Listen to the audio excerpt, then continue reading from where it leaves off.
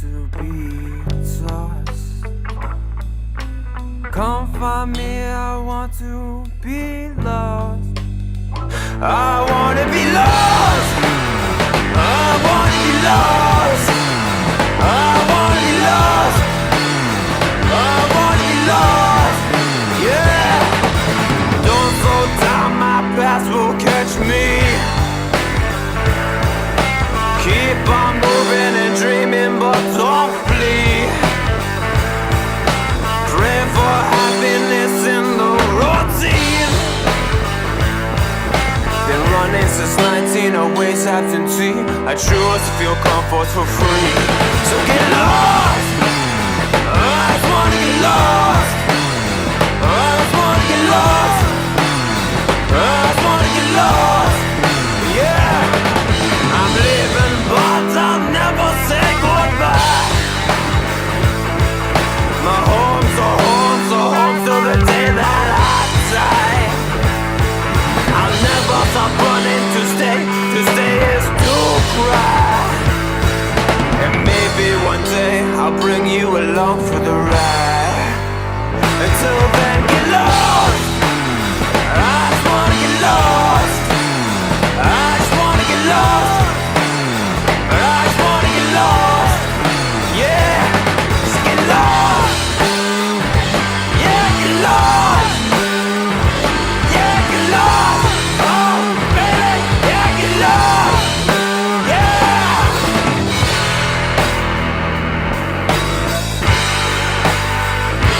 Run.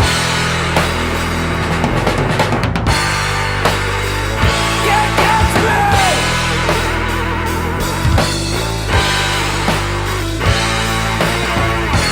Oh! Take me out!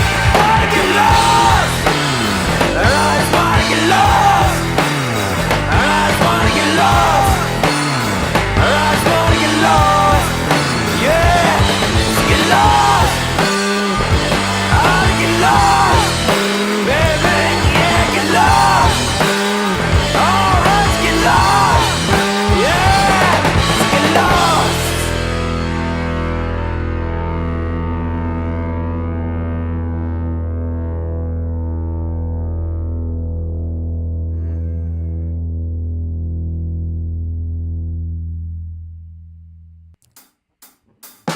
Scooby-Dooby-Doo, where are you?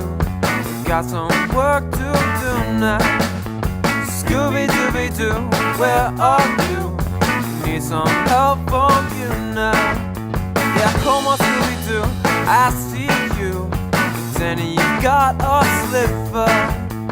You're not fooling me, 'cause I can see the way you shake and shiver. You know we got a mystery to solve, so Scooby-Doo, be ready for your act. Don't hold back. It's Scooby-Dooby-Doo, come through, you're gonna have yourself a Scooby snack. That's a fact, yeah. Scooby-Dooby-Doo, here are you. You're ready and you're willing. We can count on you, Scooby-Doo. I know we'll catch that villain.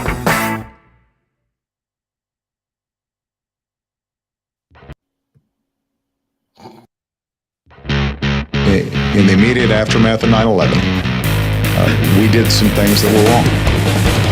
We did a whole lot of things that were right. We've taken control of the oil in the Middle East, the oil that we're talking about. Talking about the significance of the passage of time, right? The significance of the passage of time. So when you think about it, there is great significance to the passage of time in terms of what we need to do to lay these wires, what we need to do to create. We choose truth over fact.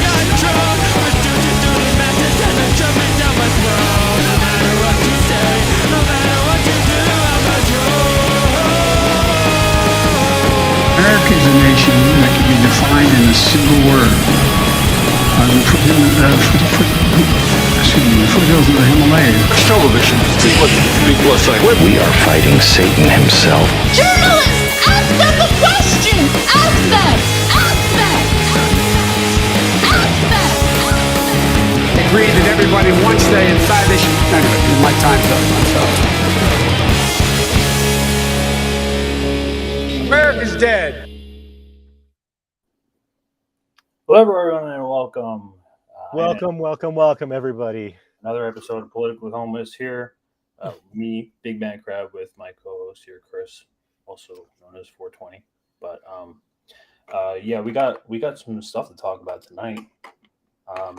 We're going over more scary stuff that your government is doing to you that you probably don't want to know. But that's our job.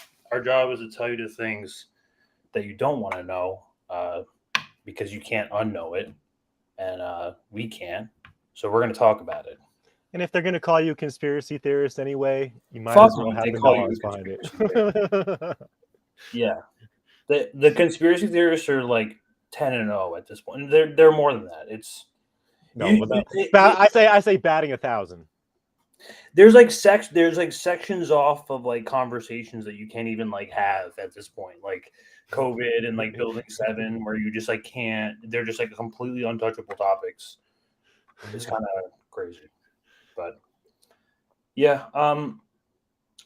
We'll jump into it with probably the earliest news, which is most recent. Be this not this like new mass surveillance program. I mean, with the revelations of the Snowden files, we already knew that the NSA, the FBI, the CIA, they were already spying on us through our phones, through whatever tracking like cell phone tower data that they had, right?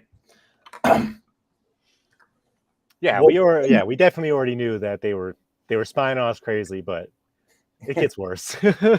Oh yeah, no, it definitely does. What we didn't know was that that isn't enough for them. Now they need even more of your information, and this time they're using it under the veil of what they're calling commercially available information. I'll get to the first point here, around page 8. Yeah, and so commercially available, you mean like the stuff that advertisers and marketers buy? Like this is their breakdown, right? Their idea is that since all this consumer data is available, like when you sign off on your privacy at your terms and conditions, you're signing off on God knows what. The permissions, tracking location. They can take your IPS. They can take God knows what they're looking at. They can probably look. We just found out, like we showed it on the show last week, how Mac OS is like literally like they can look at your iCloud data even when it's off, even when the battery is off, even when. So this is it's not out of there, but even that's not enough. Like I'm saying, so what now? What this veil consumer available, commercially available information under the versus publicly available information. That's basically what this report is about.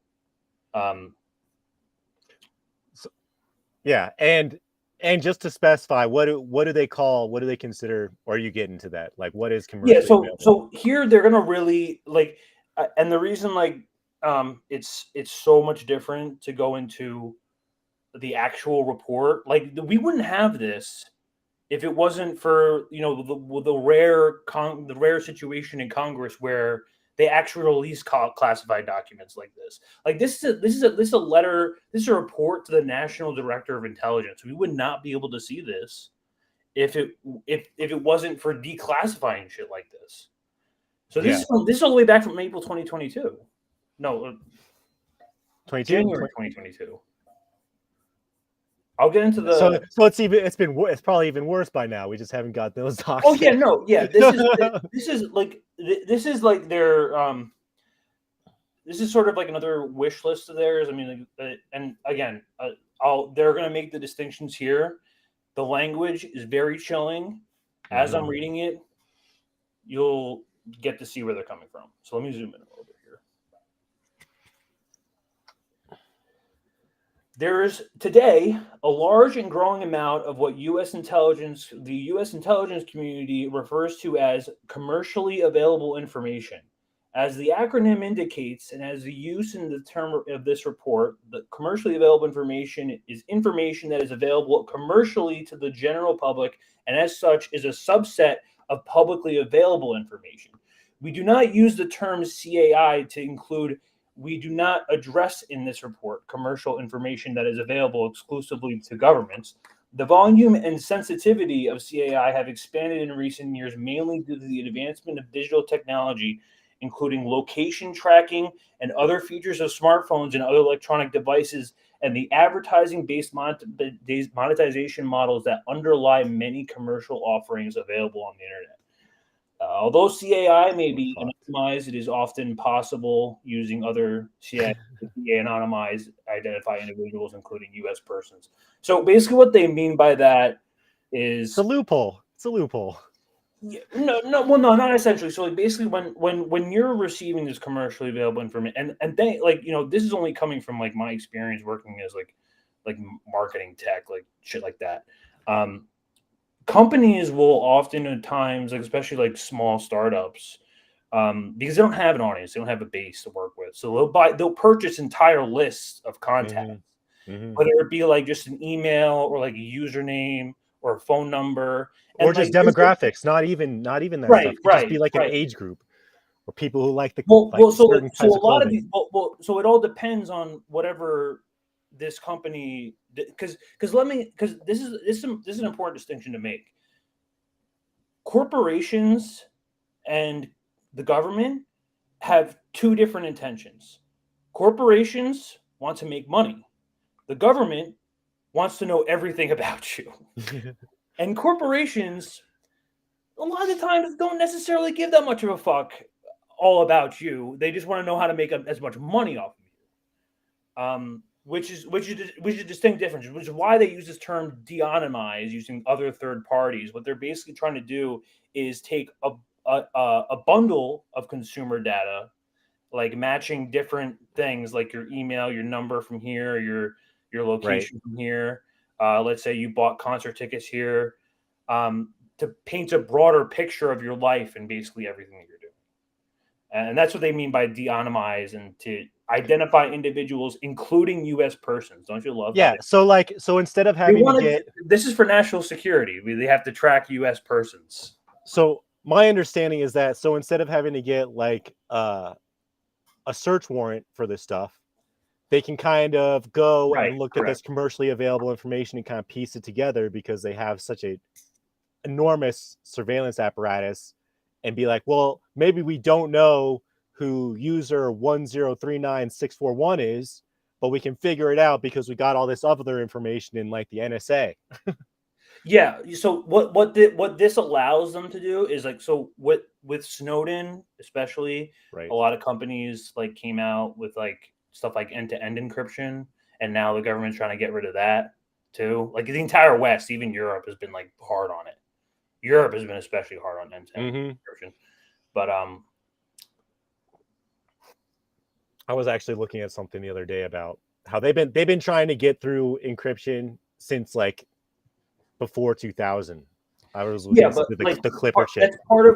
That's part of what really Snowden was able to offer it out of those findings. And the result of that was just the government just completely tearing to shreds any sort of rights that they thought that we had existed. And they're completely bypassing previously. Yes. They like ideally, like they like now they would, in order to like really get information on you, they would need a search warrant. But through this, they don't need anything. They can just purchase this data using your tax dollars, mind you. So what they're doing is you're signing up to use an app or a website or some other company, right? And they're extracting money off of you. The government is extracting money off of you through your taxes. The government is buying the money, using that money to buy it on more data about you so that they can sell more and that they can know more about you. So if that paints a broader picture of our system, I don't know what else does. It's just crazy. It's just crazy. Don't you love all the redacteds? It's like the one that I was looking at too. And we can try to pretend whatever this sentence is because we'll never find out. So CAI clearly provides intelligence value, whether considered in isolation and or in combination with other information, and whether reviewed by humans and or by machines. The IC currently acquires a significant amount of CAI for mission-related purposes, including some cases social media data and as many other types of information. As a resource available to this general public, including adversaries, CAI also raises counterintelligence risk for the IC. It also has increasingly important risks and implications for the U.S. person of privacy and civil liberties. And CAI can reveal sensitive and intimate information about individuals. Without proper control, CAI can be misused and cause substantial harm, embarrassment, and inconvenience to U.S. persons. The widespread availability of CAI regarding the activities of large numbers of individuals is a relatively new, rapidly growing, and increasingly significant part of the information environment in which the IC must function. That is core of why it is necessary to appropriate and the IC to recognize the complex issues inherent to the modern CAI and the commission to this report. So this is their game plan. This is what they're. I love how they use the word "can" instead of like "is," because they're definitely like, we know enough about, MK Ultra, for example, where obviously getting information like what sex stores you shop at or something like that would be used against you. Like they're not No, but they are, because like they're gonna get oh my god, there's some of the language in this later on that gets really bad. It's definitely used for evil. The fact that they paint a picture like it could be used for evil is just gaslighting. It's just a huge gaslight. This is just the groundwork. This is just the intro. This is the executive summary. That's the executive summary of I haven't even gotten to the evil yet. That's the summary of the evil. Okay. So enormous gaslight. So this is one last paragraph. Under the U.S. Constitution, federal statutes, and the IC element's internal procedures, CAI is generally less strictly regulated than other forms of information acquired by the IC, principally because it's publicly available. In our view, however, changes in CAI have considerably undermined the historical policy rationale for treating PA categorically as non-sensitive information that the IC can use, significantly affecting the privacy and civil liberties of U.S. persons. For example, under Carpenter versus the United States, they're referencing a certain court case that happened. Acquisition of persistent location information and perhaps other detailed information concerning one person by law enforcement from communications providers is a Fourth Amendment search that generally requires probable cause and a search warrant. Mm-hmm. However, the same type of information on millions of Americans is openly for sale to the general public. And as such, IC policies treat the information as publicly available information, and IC elements can purchase it whenever they want. While IC policies regulate such information based on the volume, proportion, and sensitivity of USPI it contains, those policies may not accord sufficient protection to information that is now broadly understood to be sensitive. It is not sufficient as a matter of policy to simply say that CAI, that commercially available information is publicly available information, and saying so without more may be affirmatively confusing to intelligence professionals. That's such BS. So yeah, they're just deciding that, oh well, if you can buy the information, that's just public information with an extra step. Yeah, exactly. That's the big idea. Is that like, I just imagine these intelligence apparatchiks just sitting in like a boardroom. Yeah. They're like, how can we get more information off of these clowns? Well, we could just buy it. Oh yeah, that works. All right, we'll do that. It's public, right? Like that's right. I mean, it's sort of public. We're using public. Yeah, semantics exactly. But I mean, chat and restream, by the way.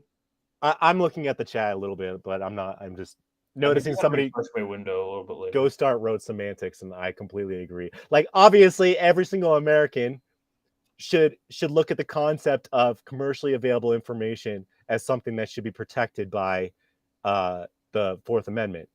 However, you know, you get a bunch of intelligence guys in one room and they're trying to figure out how to extract more information from us with less transparency. They're obviously not going to have a hard time, you know, having mental backflips to come up to the conclusion that this is somehow... Maybe they hire some lawyers. I don't know. Okay. Well, I mean, we're at an age where there's been no... I mean, there's that Carpenter case, but that we have even that doesn't even really touch... This is such a new thing that we're waiting for, you know, something's going to happen where somebody got caught and got tried and got found guilty for some crime as a result of commercially available information that intelligence bought, and that's going to lead to some precedent, you know. But until then, this is the dog shit we get stuck with. This is the new, They get into some examples here, a little bit down. Let me read this. This was already in the beginning. Just crazy. What is CAI? So one of the challenges faced by IC in dealing with CAI is defining the term and hence the scope of new guidance for policies that may be developed to address it. As the acronym indicates, and as we use in report, CAI is information that is available commercially through commercial transaction with another party. The acquisition may occur on a one-time or subscription basis and may involve IC directly ingesting the CAI or obtaining a license agreement that affords the continuing rights of access. CAI typically is acquired for a fee, but we use the term it also includes information offered at no cost if it is the type of information that is normally offered for sale, aka a free trial offering of CAI. As we use the term in this report, CAI does not include information that is stolen or otherwise misappropriated and then acquired from the black market, otherwise via traditional human acquisition methods, nor does it include information obtained through the wiretapping, blah, blah, blah. So I mean, just to kind of pause for a second, it's like this is de facto fascism. So like the U.S. is operating because it's commercially available information. That would mean that the U.S. government, U.S. intelligence is operating as a business working together. That's what fascism literally is. It's just crazy, working dude. with the government. The fact that it's creating like business deals with other businesses to basically hijack our information. I don't know how this isn't fascism. It's out in the open. It's out. It's right out in the. This is for public view. I got this report online. So any information that is a type customarily made available or obtainable and sold, leased or licensed to the general public and or to non-governmental entities for purposes other than governmental purposes. Where they get some examples down here. Just crazy. They do not give a fuck about our safety and privacy. Oh no! When not at. What gave you that hint, Chris? Really?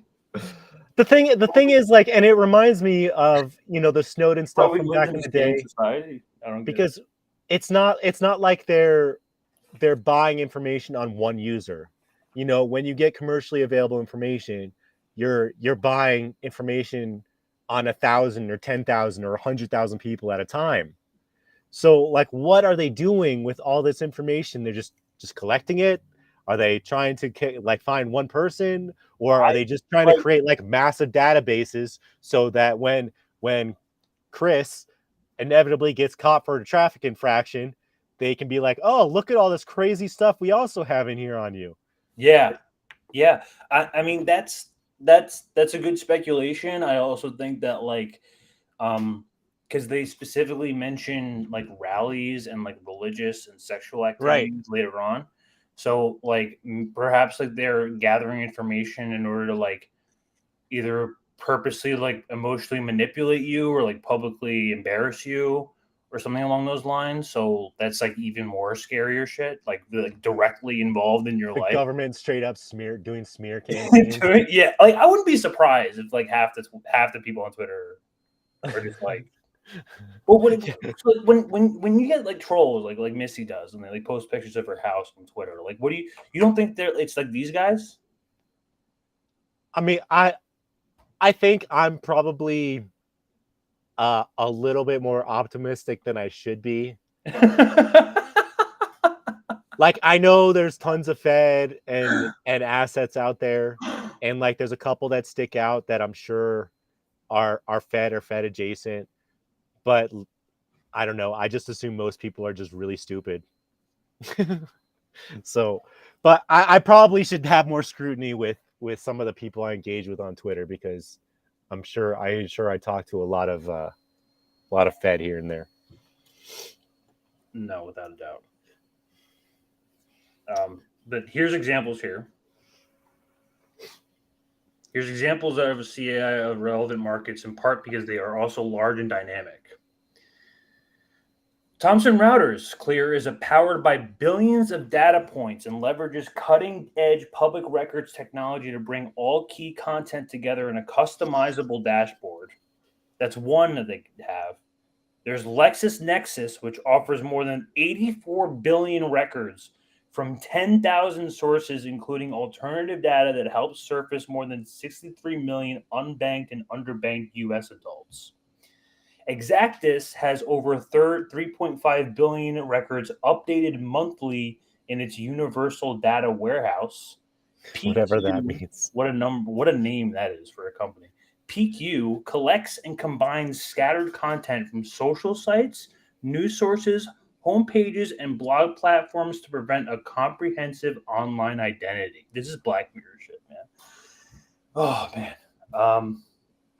As an example, though, there's a large and growing amount of CI in existence and offered for sale. Some of it is which is sensitive and with respect to privacy.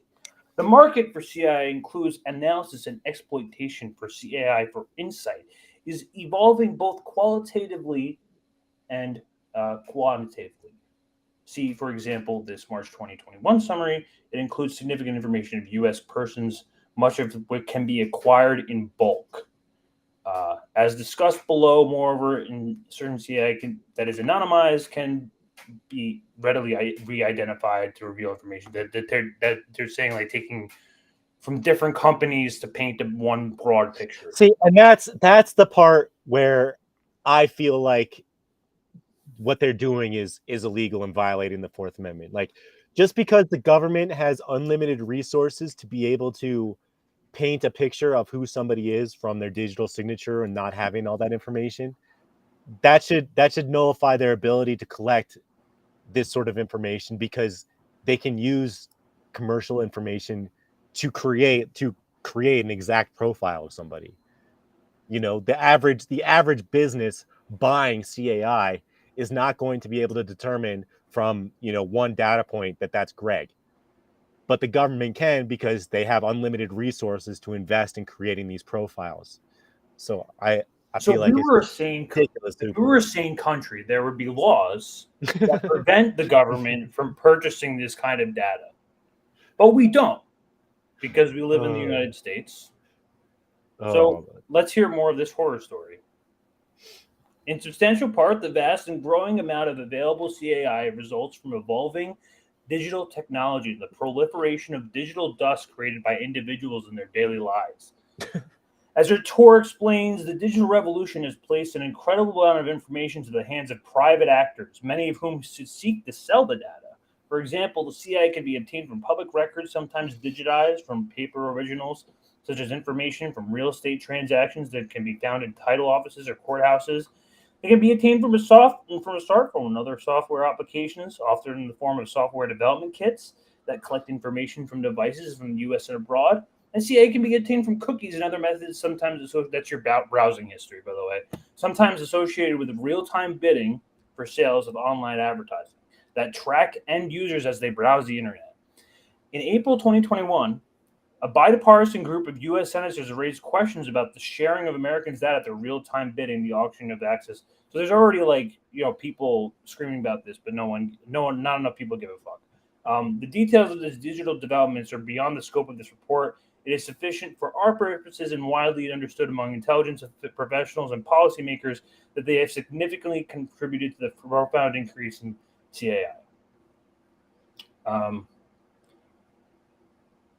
See, that's another thing, is that by virtue of the public now being aware that the government has the legal authority to purchase commercially available information, that now means that marketers and advertisers and these companies that collect data are going to know that they can package data to sell to the government.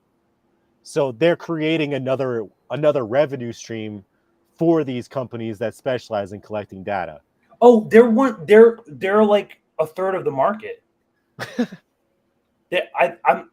I'm pretty sure it says this in here. I don't mean to jump ahead, but that's just market. Crazy to me. But a third of the market for CAI is the government. Is governments all around the world, not just the U.S. government, all around the world. Although I'm sure the U.S. government has an. I'm sure the U.S. government has a big hefty change, big hefty investment in that. Jeez. As they're saying here, I mean, this is from a year ago, more than a year ago. So, yeah, various forms of CI can be obtained in the synergistic effect of service, commercial interests. From Gartner, the Internet of Behaviors is emerging as many technologies. Maybe we read this already. CAI can also be combined or used with other non-CAI data. This is what I was talking to you before. To reverse engineer identities and de-anonymize various forms of information. As the New York Times reported in December 2019, if you own a mobile phone, its every move is logged and tracked by dozens of companies. The Times Privacy Project obtained a data set with more than 50 billion location pings from the phones of more than 12 million people in this country. It was a random sample from 2016 to 2017, and it only took minutes with the assistance of publicly available information for us to de-anonymize location data. The Times was able to track the movements of President Trump via a member of his Secret Service detail. De-anonymized data may be useful for commercial and intelligence purposes. Right, and that's kind of what I was getting at before, where they were tracking a U.S. president. Yeah, they shouldn't be able to reverse engineer.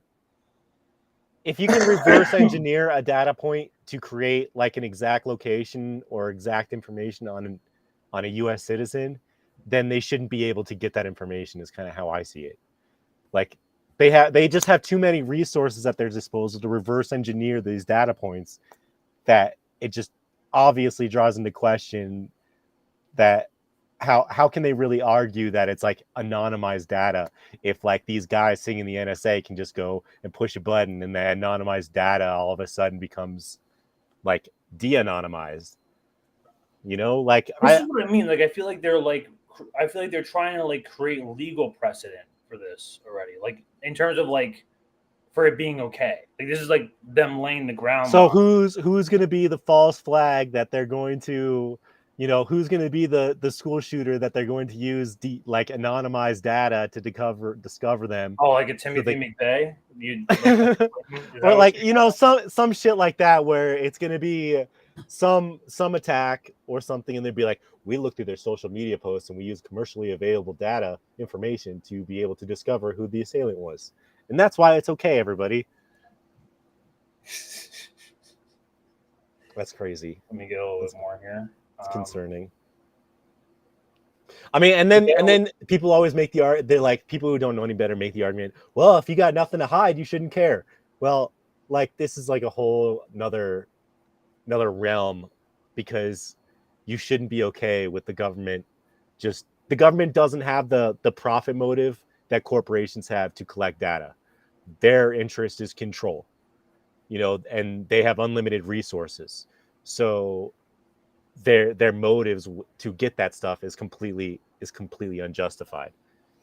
You know, not to say that buying data for the sake of getting people to buy shit is a justified reason to collect data, but it's definitely not a justified reason just to spy on people. It's sort of like vague and kind of like, just because you're not the government doesn't mean you can like know everything about a person's life, in my opinion, morally speaking. I mean, I agree with you, but we're so far past, you know, once cell phones, once the iPhone came out and all you had to do was push a button. Yeah. We're just making people aware. So that when it happens and everybody's aware of it, we can be like, oh, remember this video from years ago? We talked about it. Yeah.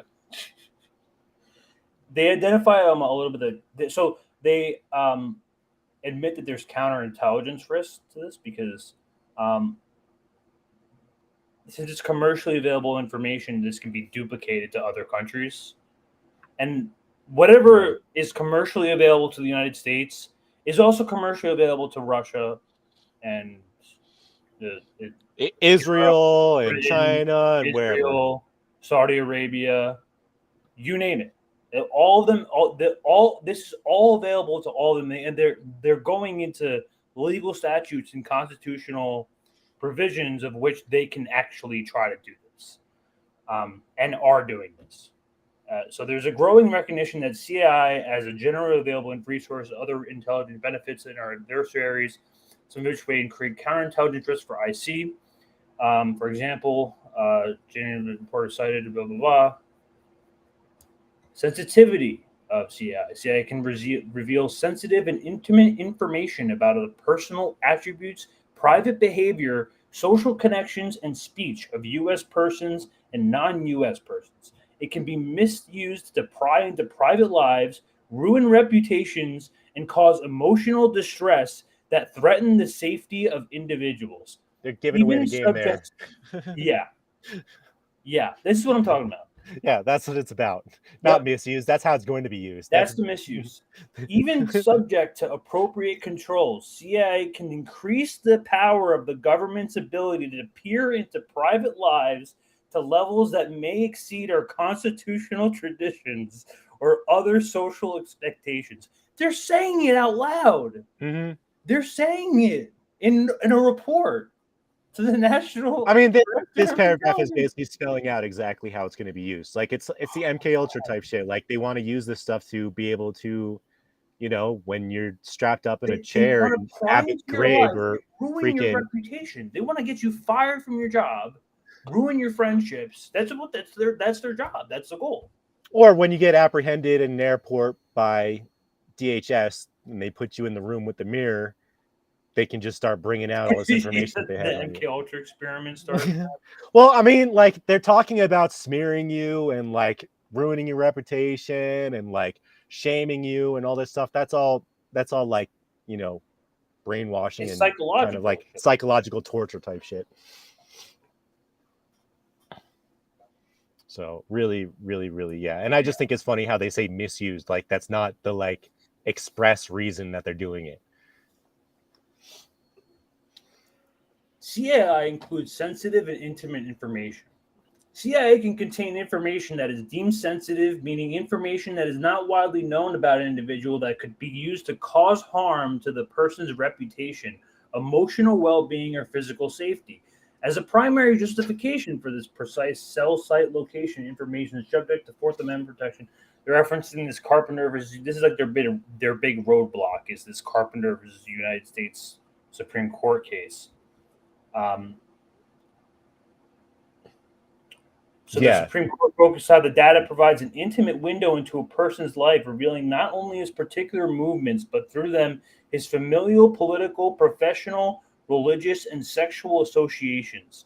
These location records hold for many Americans the privacies of life, and the CIA can also contain intimate information, meaning information that reveals private details about how people relate to one another. We need a new internet. We need a new internet. It's over. This internet's broken. We need a new one. We just created a giant corporate government track. Dude. Oh my God. They already got into this here. This is crazy. And I mean, I remember thinking about, I think with China, you have to actually register with your real name to log on to the internet or log on to social media and that sort of stuff. So I think there are countries that are a little bit more evolved in their surveillance state tracking than the US, but this is not far, but this is just more nefarious. This is just like more covert about it. You go to China and you have to log in with your real name to log onto the internet and all that stuff and play games and all that stuff. Ahead of time that the government is tracking you and knows everything. This is just covert. They're just doing it behind your back. They've been wanting to do this since the Clinton era.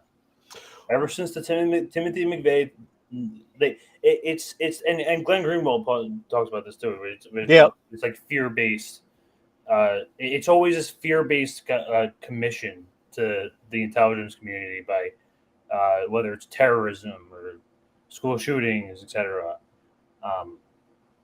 Well, that's what I mean. Yeah, they're going to use one of those false flags as precedent to kind of open the box on CAI and be like, we're doing this, and we're not hiding it anymore. CAI increased the power of the government. The government would never have been permitted to compel billions of people to carry location tracking devices on their persons at all times, to log and track most of their social interactions, or to keep flawless records of all of their reading and internet habits. Yet smartphones, connected cars, web tracking technologies, the Internet of Things, and other innovations that have had this effect without government participation. While the IC cannot willingly blind itself to this information, it must appreciate how unfettered access to the CIA increases its power in many ways. It may exceed our constitutional traditions and other societal expectations. You know, these guys get off to the idea. They have some balls, man. They got some balls. They're like, it's problematic, and we don't care. I'll read this last bit here. CIA also implicates civil liberties. CIA can disclose, for example, the detailed movements of associations of individuals and groups revealing political, religious, travel, and speech activities. CIA could be used, for example, to identify every person who attended a protest or a rally based on their smartphone location. Giving away the game there. Ad tracking records. Civil liberties concerns such as these are examples of how large quantities of nominally public information can result in social aggregations. Don't you just love the intelligence community, ladies and gentlemen? We've got a beautiful country, and they're all spying on us. And the most concerning thing is the live action location tracking data, because as you know, a lot of apps these days are using, and there's a lot of local based advertising. So you ever notice how when you're in a local area, for instance, you're in a different town and you say coffee shops near me, Google will automatically recommend. It recognizes what town you're in. Mm-hmm. Google and companies like that have that information readily available and ready to sell on a market, not only to the U.S. government, but to a bunch of governments and other companies too. And thank God that we're able to get these breadcrumbs of classified information, so we can just get a little glimpse of how the government thinks of us. And this is how it is in their first word language. They want to pry into the private lives of the U.S. persons. Well, what's from the U.S. intelligence community? What's really interesting is the last part that you read, where it explicitly mentioned people who attend protests and rallies. Yeah, that's what they're going for. That's what they're going for. The goal. They want to be able to just completely suppress, your right to protest. That's the first example. CIA could be used, for example, to identify every person who attended a protest or a rally based on their smartphone location or ad tracking records. And do you remember, this had to be probably a year ago or something, but do you remember when they came out with that sheet and it called people digital violent extremists, and it said people who make certain social media posts, or people who talk a certain way, are threats to the government and stuff like that? The DVE thing, you don't remember that? They were specifying, we'll give it, and it doesn't matter that much, but basically this is all, I feel like all this stuff is building on top of each other, and just part of the machine to just completely, the government is tracking every moment of everything. But don't you love how they brag over above there, where they're with very little public, without very little government participation, suddenly they find themselves with unfettered access to all of this information that they can now call publicly available, because it's in the corporate interest to have ad tracking data about everything about you. And they already have it. Yeah. It's scary stuff. I don't know. I hope there's going to be a court case where somebody, somebody got caught in the crossfire and got caught doing something, and they used. I think it's time to jump ship because. Well, like I said, we need another internet. We need a new internet. Do we have left? What do we have left? Who else is going? Who else is going to go after? Who is seriously going to take on government like that anymore? Only very certain specific people. But I don't know. It'll be interesting to see who's going to be the first real victim of CAI being used to convict them of something, and then we get to see how bad I'm sure it's already used, but like probably not like on that basis. It's I'm sure used by the intelligence community in the way that they like manipulate with your life, like how they're saying here. Yeah, and that's the other thing is like, is there somebody who works within like the CIA or NSA or something like that, and their job is just to like buy tranches of personal information. Data. They can buy them like just buy it. Here's the blank check. You got freaking $50 million. Just go crazy. Just go on Facebook, go on Twitter. They have go on all Snapchat. their tax money. They can buy whatever they want.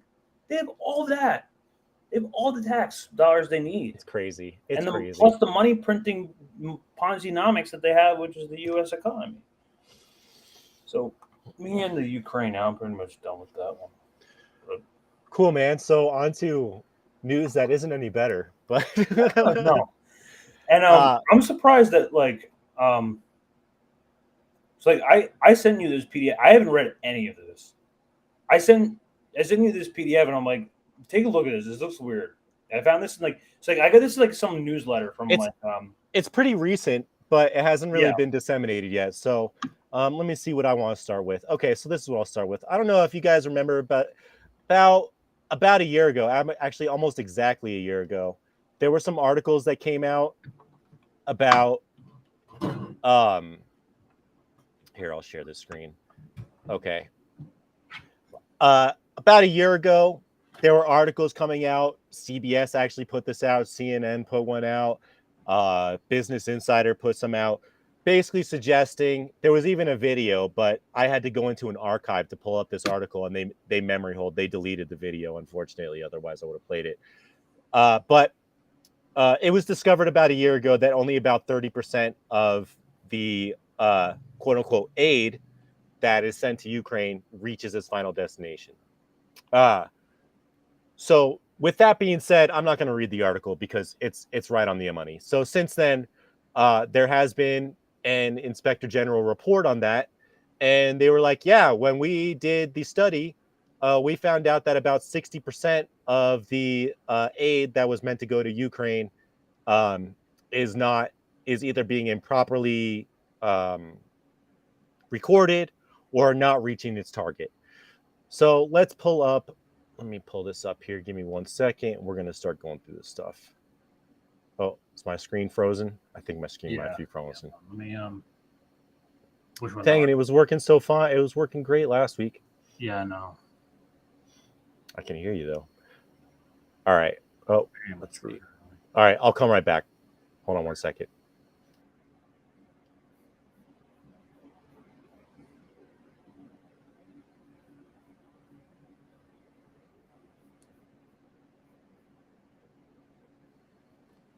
Okay. Yeah, let me. I'll just share. You want to share it? All right. Hold on. It looks good. They look good. You want me to share it, or I'll share it? Hold on a second. Let me see. It's blurry. It froze up again. It froze up again. It was working so well with one person. You're just gonna open up the PDF right away. What's that? Yeah, it was just the PDF. Okay. Let me open it. Dang. So I guess as soon as we bring in a second screen, it doesn't want to work. Here, I'll be right back. Inspector General, the U.S. Department of Defense. All right. So God, we're pulling that up. So yeah. So I wanted to show that other article to show that we've known mainstream media was telling us, even though they were kind of gaslighting us about it, that weapons and aid was not making it to its final destination in Ukraine.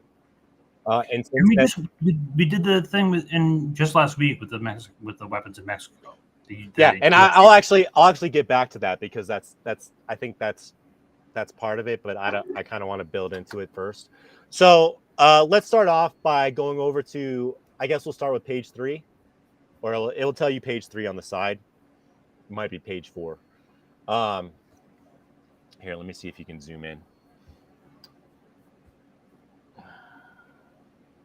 Okay, so let's see. Okay, so as of February 2023, the United States has provided approximately $31.7 billion worth of defense items to the government of Ukraine. The DTR, which is the regulations for how they're supposed to be accounting for everything that gets shipped over there, prescribes documents, methods, and procedures for the Department of Defense components to transport and move defense items, including items such as those transported to Ukraine in Jastrzębie, which is Poland. All right, you can scroll down. So basically what they're discovering is, the Inspector General tracked 5 shipments. Now, these aren't just like 5 pallets, okay? One shipment can be thousands upon thousands of items, okay? So of these 5 shipments, they discovered that 3 of them were improperly recorded. So, and that could be improperly recorded from, us in the stateside, and it can be improperly recorded from people in Poland. So there's obviously fuckery going on both sides. So let's see. Let's go to page 7 or page 6, where it says background. Scroll down. There we go. Background. Okay. So since 2014, the U.S. has provided security assistance to Ukraine in form of both non-lethal and lethal defense items in aid to its defense against Russian aggression. Following Russia's annexation of Crimean Peninsula in March 2014, the Russia's support of separatist rebels in Ukraine's eastern regions of Donetsk and Luhansk in May 2014. The U.S. government provided Ukraine with non-lethal assistance. Now, non-lethal can mean a lot of different things, and non-lethal can mean lethal. It just depends on what you're talking about. Such assistance included night and thermal vision devices, heavy engineering equipment, and counter-mortar radars. In 2018, the U.S. government began providing lethal defense items such as javelins, anti-tank missiles, sniper rifles, rocket-propelled grenade launchers, and patrol boats. You can keep going.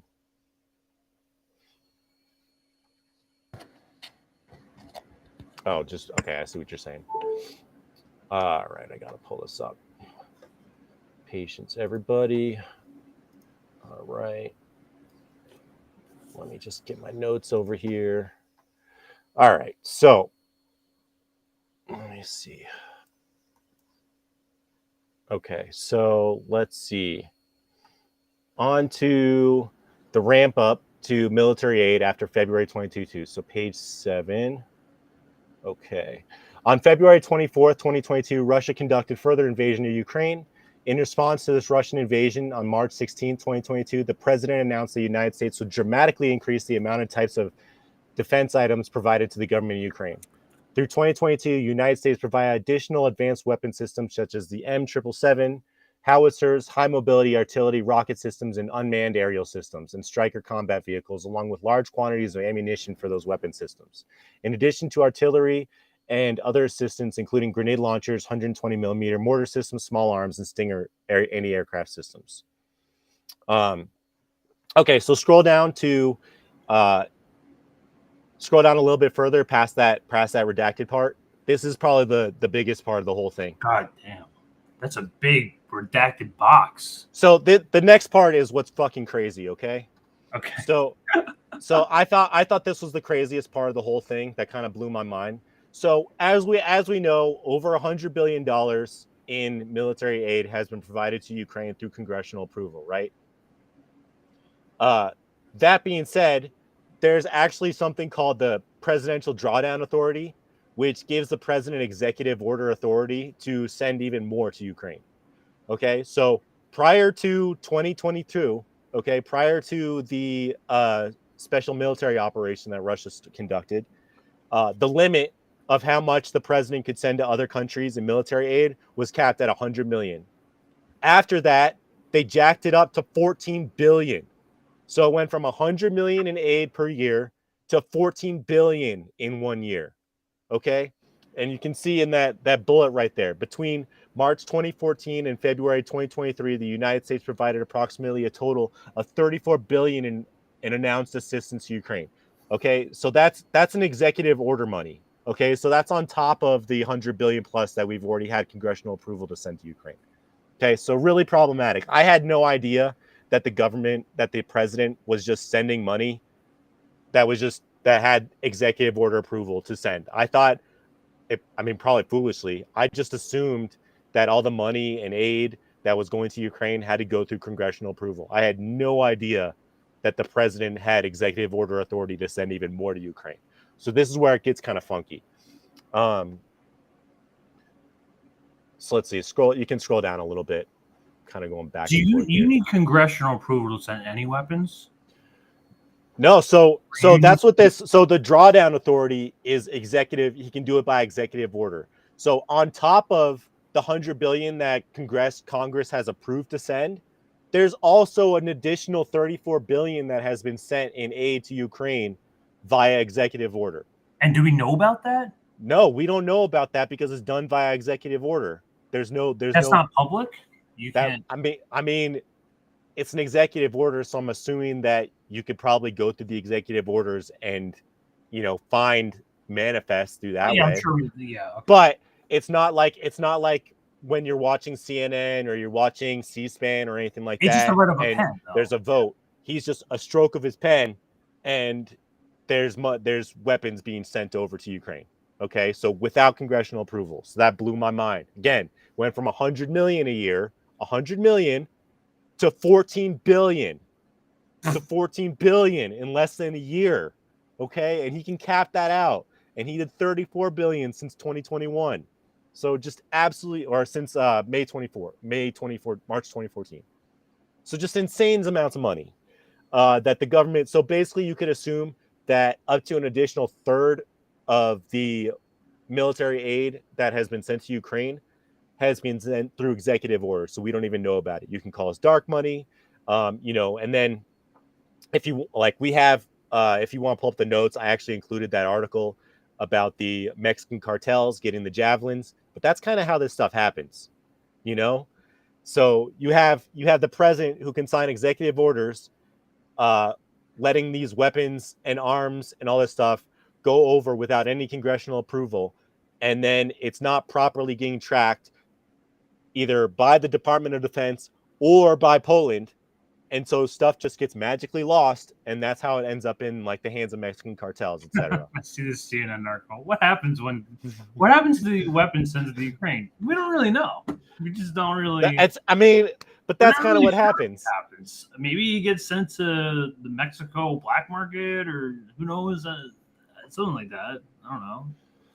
But so that's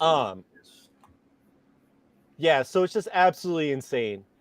So if you want to go to page, I guess, 13. Let me see this. 12, 13. Yeah. So one of the findings is DoD personnel effectively transferred defense items to the government of Ukraine, but did not always have required accountability for those items. Okay. Wow. So Department of Defense personnel received, inspected, staged, and transferred defense items to the government of Ukraine representatives in Poland effectively and swiftly, often within hours of receipt. However, among the 5 shipments we observed and reviewed, and remember, this isn't like a shipment, isn't necessarily a pallet, isn't necessarily one box. It can be thousands upon thousands of items. However, among the 5 shipments we observed and reviewed, Department of Defense personnel did not always have the acquired accountability for the items received and transferred to Jasyanka. To provide oversight of the transferred defense items, DoD personnel on site created standard operating protocol that outlines specific accountability steps for each stage of the transfer process. However, during the transfers we observed, DoD personnel did not complete all required forms and count documentation or record item quantities consistently for 3 of 5 shipments of defense items. So that's 60% right off the bat, not getting accounted for properly. 60%. Why? This is why I said they're seemingly just placing all the blame on just the Pentagon officials in Poland. Yeah, and that's another thing is there's definitely within this documentation, it does say that, oh, well, the people in Poland adapted their own protocol that had nothing to do with regulations on stateside. They just basically did whatever they wanted.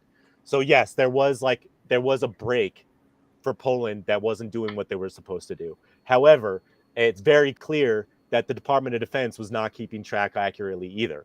So the second bullet here, the Department of Defense could not confirm that the quantities of defense items received matched the quantity of items shipped, as the regulations require for 3 of the 5 shipments. So again, 60% of the items just unaccounted for. 60%. That's not a good batting average. That's awful.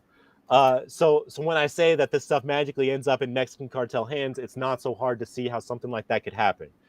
Because if only 3/5 of 3 out of 5's items is accounted for, or no, 2 out of 5 items is accounted for, that leaves a lot of room for the grift. Just straight up. So, and then we can scroll a little bit to, I guess, 14. Let's see.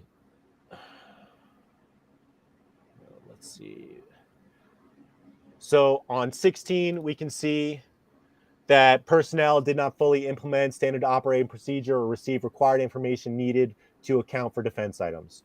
So that's saying straight up that the government itself, our government, wasn't doing their job, wasn't recording stuff properly. And again, this goes back to sometimes, like, I'm getting the impression when I'm reading this that for some of these presidential drawdown authority requests, so imagine the CIA or special operations or something like that, tapping Blinken or something like that and being like, hey, we need these tanks right away. Fuck congressional approval. We need X, Y, and Z right away. President signs off. It goes to our distribution, and they're supposed to be sending it out. They're not really keeping an accurate manifest of this shit.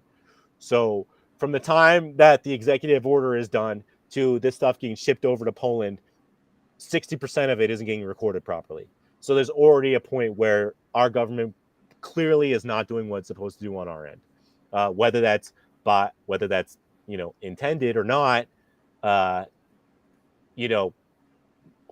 it's not news that the Pentagon has been historically bad at keeping track of their inventory. And their audits too. They can't even pass a fucking audit. Well, this is kind of like a tinfoil hat thing that's just kind of fun to remember. But the day before 9/11, Rumsfeld went and told everybody that the Pentagon had 2.3 trillion unaccounted for or something like that. So, this stuff has been going on for decades. Not in my lifetime. They never passed an audit. Not a single time. Never. But here it is. It's just clear as day that they can't really blame. The blame can't really fall squarely on Ukraine at this point. Maybe we should get a new Pentagon if they're really this bad at their job. I don't know. You tell me what the solution is, because it's the solution's a joke. They just say, come up with more regulations and have more box checkers to make sure that this stuff is done properly. But at the end of the day, I have a hard time thinking that some of this mismanagement isn't working as intended. So we did the drawdown. I thought that was particularly interesting. So let's go to page 20 really quick. I'm kind of skipping around a little bit because it's really wordy. But basically, as you can imagine, is that when the government fills out an order for these shipments to go out, employees on the state side are supposed to be doing the manifests, and they don't do the manifests, or they don't record stuff properly. And then when it gets to Poland's like, hey, we don't have the manifest because we never got one. So they just make shit up, or they record it the best they can. They come up with their own protocols. So there's so much money, so much weapons just getting completely lost in transit, and nobody's being held accountable for it. And I don't see it getting any better. You think? No. How can they? With this sort of volume, there's no possible way that we can reasonably expect them to get this shit done properly. Yeah. So let's see, the military service, defense agency. Yeah, so here's one on page 20. The military services and defense agencies did not consistently follow the presidential drawdown authority executive order requirements for shipping defense items. Okay, so specifically for the executive order stuff. So this is the stuff that's already like the dark money, dark weapon shit. Okay, they're saying that they explicitly did not handle their shit properly on that. So I have a hard time I'm more inclined to think that the ineptitude is a feature and not an accident. Absolutely. Okay. So we determined that DoD personnel in Poland could not confirm that the quantities of defense items received matched the quantity of items shipped because the military service and defense agencies shipping the defense items to Poland did not consistently comply with the Presidential Drawdown Authority executive order requirements issued by DSCA. That's some government association. Specifically, the Presidential Drawdown Authority required that the military service and defense agencies coordinate the transportation of defense items into coordination with the regulations and all deliveries of cargo to Dover Air Force Base movement. So they just weren't recording this stuff properly at all. So there's definitely a big shift from us thinking that, oh, Ukraine was just grifting and cheating and doing all this crazy shit. Well, apparently a lot of us were dropping the ball on stateside as well. And I'm more inclined to think that we were doing it on purpose. And when these things are being done so quickly, that's one thing that they know is like these things are being done so fast and sometimes within a day that they just don't have any real methods in place to make sure that this stuff is recorded properly. Oh no, the MIC, they need their check. They need their check right away. Whenever that bill comes to Congress, they're getting it signed the next day. Do you have the notes open? Yeah. So pull up do you see on page 23 it says report on weapon transportation? I have another report. So this report is just a shipping audit. There's a shipping audit, but within this audit there was actually another audit that they referenced to. That's an audit just on ammo, armor, arms, and explosives that they also failed. Okay, just specifically for weapons and ammunition. So Department of Defense ground transportation. Yeah. So there was another one, and so pull up the findings. I think you can scroll down a little bit more. You'll see findings. Maybe not. Let me see if I can pull it up. Under background So under if you scroll down from background, it says finding. So the DoD and its commercial carriers transported over 100,000 armor, arms. That's arms, ammunition, and explosives. You're on it. So just scroll down a little bit from background, and you'll go to finding. Oh, okay. So the DoD and its commercial carriers transfer. So basically, there's this whole other thing where it's just all this audit is tracking, the dangerous stuff. So they transported over 100,000 ammunition, arms, and explosives ground shipments from October 2016 through March 2019, based on a review of 16 accident reports, 20,000 plus not in system shipment records, and 9 reports of secure hold denials. We determined that the DoD and commercial carriers did not always transport this stuff by ground in accordance with the regulations. Specifically, the DoD did not properly pack at least 2 AA&E ground shipments as required by DTR and DoD component criteria.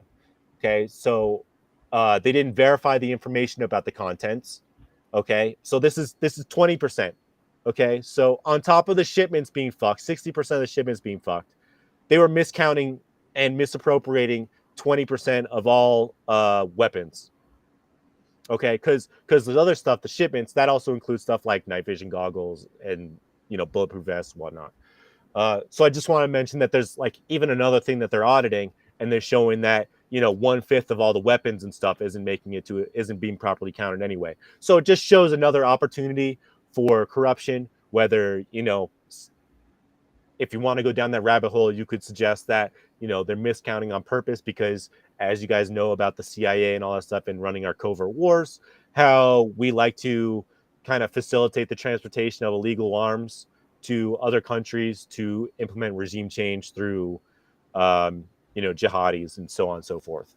So this is another thing where I think that they kind of do this shit on purpose more than, oh, whoops, my bad.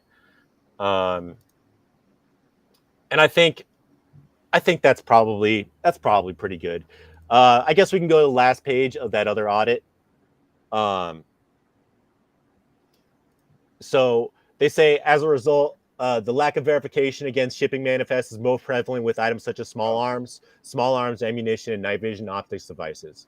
As a result, there is an increased risk that the Department of Defense may be providing more or less equipment than authorized by the Presidential Drawdown Authority and may not be able to verify the quantities of all defense items transferred to the government in Ukraine. The implication here is that they could be sending too much there, and that's how this grift occurs. That's how we end up with javelins on the backs of Mexican cartels. And the other thing is that they kind of have a cover their own ass thing here, where they identified gaps in accountability that increased risk. They didn't find any evidence of loss, theft, or diversion of defense items being provided to Ukraine during the course of the evaluation.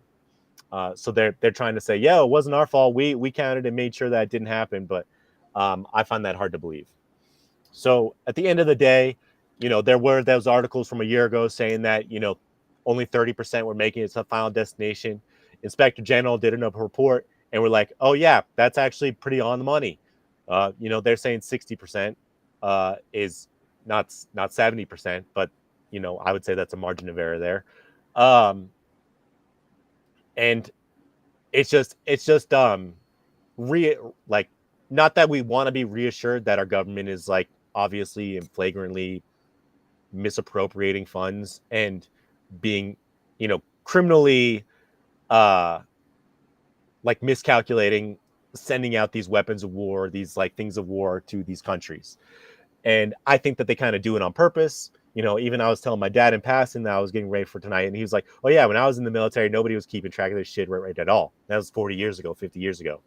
So this isn't a new thing, but at least we have it in paper showing us that the Inspector General was saying, yeah, this stuff's definitely happening. And because of the volume, because of how much is taking place, and because the Poland is on its own program and the Department of Defense does not accurately manage its regulations at all from one day to the next, apparently, there's no reason to expect this is going to get any better. So when people like Rumsfeld say there's 2.3 trillion unaccounted for, it's really not hard to see how stuff like that happens. So in the end, fair to assume the vast majority of the budget that is going to Ukraine, 2/3, 60% of it is unaccounted for. So if we send 100 billion, not including the Presidential Drawdown Authority, just 100 billion, I think is at 110 billion, we can assume that about 60 billion worth of arms isn't being accounted for in Ukraine, isn't being accounted for in the United States. 60%, 600, $60 billion, that's crazy to me. So that's telling me that we're using the funds that are meant to go to Ukraine and meant to fund these Nazis and all that stuff is obviously being used to fund multiple wars at the same time. I would say, especially with that kind of revelation to me about the Presidential Drawdown Authority and being able to use the executive orders, there's no doubt in my mind that that's how that kind of dark money and those kind of weapons kind of flow into the recipients it's not supposed to be going to. And we'll never know. We'll never know. You wonder why, whenever you ask, hey, how about we just, track where these weapons are going, make sure, it's accountable. If we're going to send all this money, we're going to spend all this U.S. tax dollars on weapons to, for Ukraine's democracy. Isn't it only fair that we deserve to know where the money's going? See, and this is the problem when you have a country like ours that just prints its own money the dollar signs, the like number of zeros is doesn't really mean anything to our Congress, because it's just like a line in a computer screen. It's not like they're literally printing money. They're just they just have to press a couple more zeros. They just transfer the money in zeros in, like, you know, on a computer from one account to another. So there's not really any accountability there. Nobody cares because the U.S. can print its own money, you know, and we just see it as inflation. But I don't anticipate this getting any better anytime soon. And I would expect that presidential drawdown authority to get even worse. When it said it went from 100 million to like almost 15 billion, I almost shit myself. I was like, are you kidding me? In 1 year, they're like, all right, we're just going to give the president executive order authority to just send up to 15 billion in weapons aid a year to wherever, you know, and even that wasn't accounted for. And you're right about like how quick it is about it's literally like, that's why I think the executive order stuff is so dangerous and so nefarious, because it's some dead of the night shit. Like, oh, we need this stuff immediately. Wink, wink, nudge, nudge. And then there's no accountability. It's just like, a blank. It's literally just a blank check. It's just a check. I mean, that's kind of how I see it. Obviously, like, one can assume that the Department of Defense, the Pentagon, goes to the president and says, hey, we need X, Y, and Z. But if you assume 3 out of 5 items is mismanaged or misappropriated or never makes it to its intended destination, then I would think the DoD is purposely fudging their numbers, taking that into consideration. You know, another thing that was in this article, and because, like, you know, for whatever reason it's not working properly on my screens, one of the other things that they were noting is that part of the Department of Defense regulations for shipping military items to other countries is that there's supposed to be a scheduled flight for those items. Okay, they're supposed to schedule it out, but that doesn't happen. Okay, they'll be like, oh, this shipment will go on this flight because it's already heading to Ukraine anyway. And then, oh, there's no more room in that shipment. All right, we'll wait for another flight to come in and we'll put the second half of that shipment on this one, and then we'll send it out. So there's stuff getting lost in transportation. There's stuff not making onto the right flights. There's stuff not being accounted for properly. Like, just every step of the way, there's an opportunity for stuff to get lost and stuff to get mismanaged. And Ukraine itself is already, it's like since 2014, has already been a troll for black market weapons. Yeah. Yeah. It's like known for like having a black market weapons trade for terrorists all around the world. I mean, I remember, I don't know if I was watching the Gray Zone or something like that, but no, they have I was seeing something, I think it was on Gray Zone. They were showing basically like an eBay for freaking weapons. Like they did like the Silk Road thing, and we're showing like freaking Ukraine javelins. I've seen it too. Yeah, you can. Just crazy. U.S. military weapons online. You know, so you could kind of. It stands to reason you could see something happening where the U.S. government is sending more than they're supposed to Ukraine, so that Ukraine can facilitate other wars in other countries that the U.S. is fomenting. You know, does that make sense? Like, we're using the misappropriated shipments and the unaccounted for shipments that are supposed to go to Ukraine, and telling the Ukraine guys, hey, some of that stuff needs to make it to Mexico. Some of that stuff needs to go to Colombia. Hey, some of that stuff needs to go X, Y, and Z. You can keep the money. Yeah. You can keep the money. I'm trying to imagine how these deals are going out in their heads. But I mean, I know it's funny, and I know that sounds crazy, but like, I could literally see something like that happening. Hey, like, don't forget, you got to put 3 out of every 5 javelins on the Silk Road eBay. They're supposed to be going to Colombia. Like, I could see something like that happening, and I wouldn't think twice of it. Yeah. So, but at the end of the day, it's happening. The Inspector General proved it's happening. There's no reason to. They're admitting it out loud, just like the last. Yeah, out loud. And you know, Congress is going to prove more. And it's just the part that shocked me again was that the president has additional executive order money to send. I didn't know about that. I should have assumed it. But that's like the real dark money. 100 million to 15 billion. I find that fucking shocking. Like, Congress just like immediately is like, oh, let's just give the president a huge like black budget where he can just sign stuff off without congressional approval in the dead of night. You know, that just seemed like corrupt as fuck to me. So be interesting to see. I mean, like, it could be interesting to do some FOIA requests and see where all those executive orders, what stuff was being shipped where. You might find some really interesting stuff, or a lot of black lines. But that's probably good for there. It was very, very wordy and kind of a lot there, but at the end of the day, there's enough corruption going on both stateside and in Poland and in Ukraine. Yeah. So let's scooch to the Reddit segment, then we'll go to Cornell, finish up with Hotez. So okay. As fucking Hotez. Many people yeah. So as many people are probably already aware, there's been what they call strikes. What happened this past week? We've seen expensive, like really large, expensive charges being accosted for third-party API, which is basically what an API does is basically it allows third parties to use first-party applications. Right. I was trying to make the analogy to like keys, right? Like for in order for me to use like your third-party app, like in order for me to use like for Apollo, for instance. Yeah, like so like a lot of apps like Apollo, and so a lot of these like third-party Reddit browsing applications, like a lot of people use Reddit who like there's Braille apps for Reddit. There's a blind person's one. Well, I used to use the third-party Reddit app I used to use before I got banned on Reddit.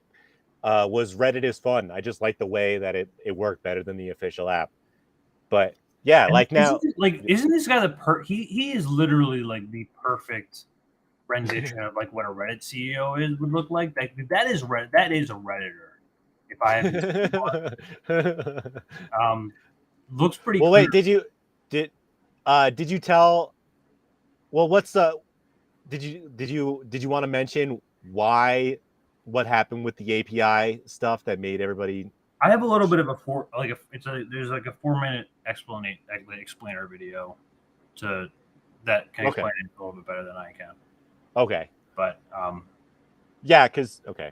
I'll share my thoughts afterwards, but going through some insane changes right now might either destroy the site forever or be a complete blip and not even be remembered. So to start, what is Reddit? Reddit is a website with thousands upon thousands of subreddits. Basically, communities for every niche you can possibly think of. From programming to cute animals to everything in between. Each subreddit is a giant list of posts, which are created by regular people, consumed by regular people, and moderated by regular people. So what is going on? On June 12th, 2023, thousands of communities are going dark temporarily or permanently in protest against Reddit. But why? Reddit is planning to go public in 2023 at $15 billion, but has seen its valuation slowly decrease over the course of a year. But one reason is their free developer API is becoming very costly for the company to maintain. So what the heck is an API? An API is just a way for an app to talk to a website. Pretend Reddit is a bouncer. You can ask Reddit for information like, can you give me all the posts in the subreddit? And Reddit would respond with the requested data. Currently, the Reddit bouncer charges nothing for the request or the response. But Reddit still has to pay the bouncer they employ for this purpose. Currently, this service is free of use for anyone, for developers, companies, or even a random person sitting in their living room. But on April 18th,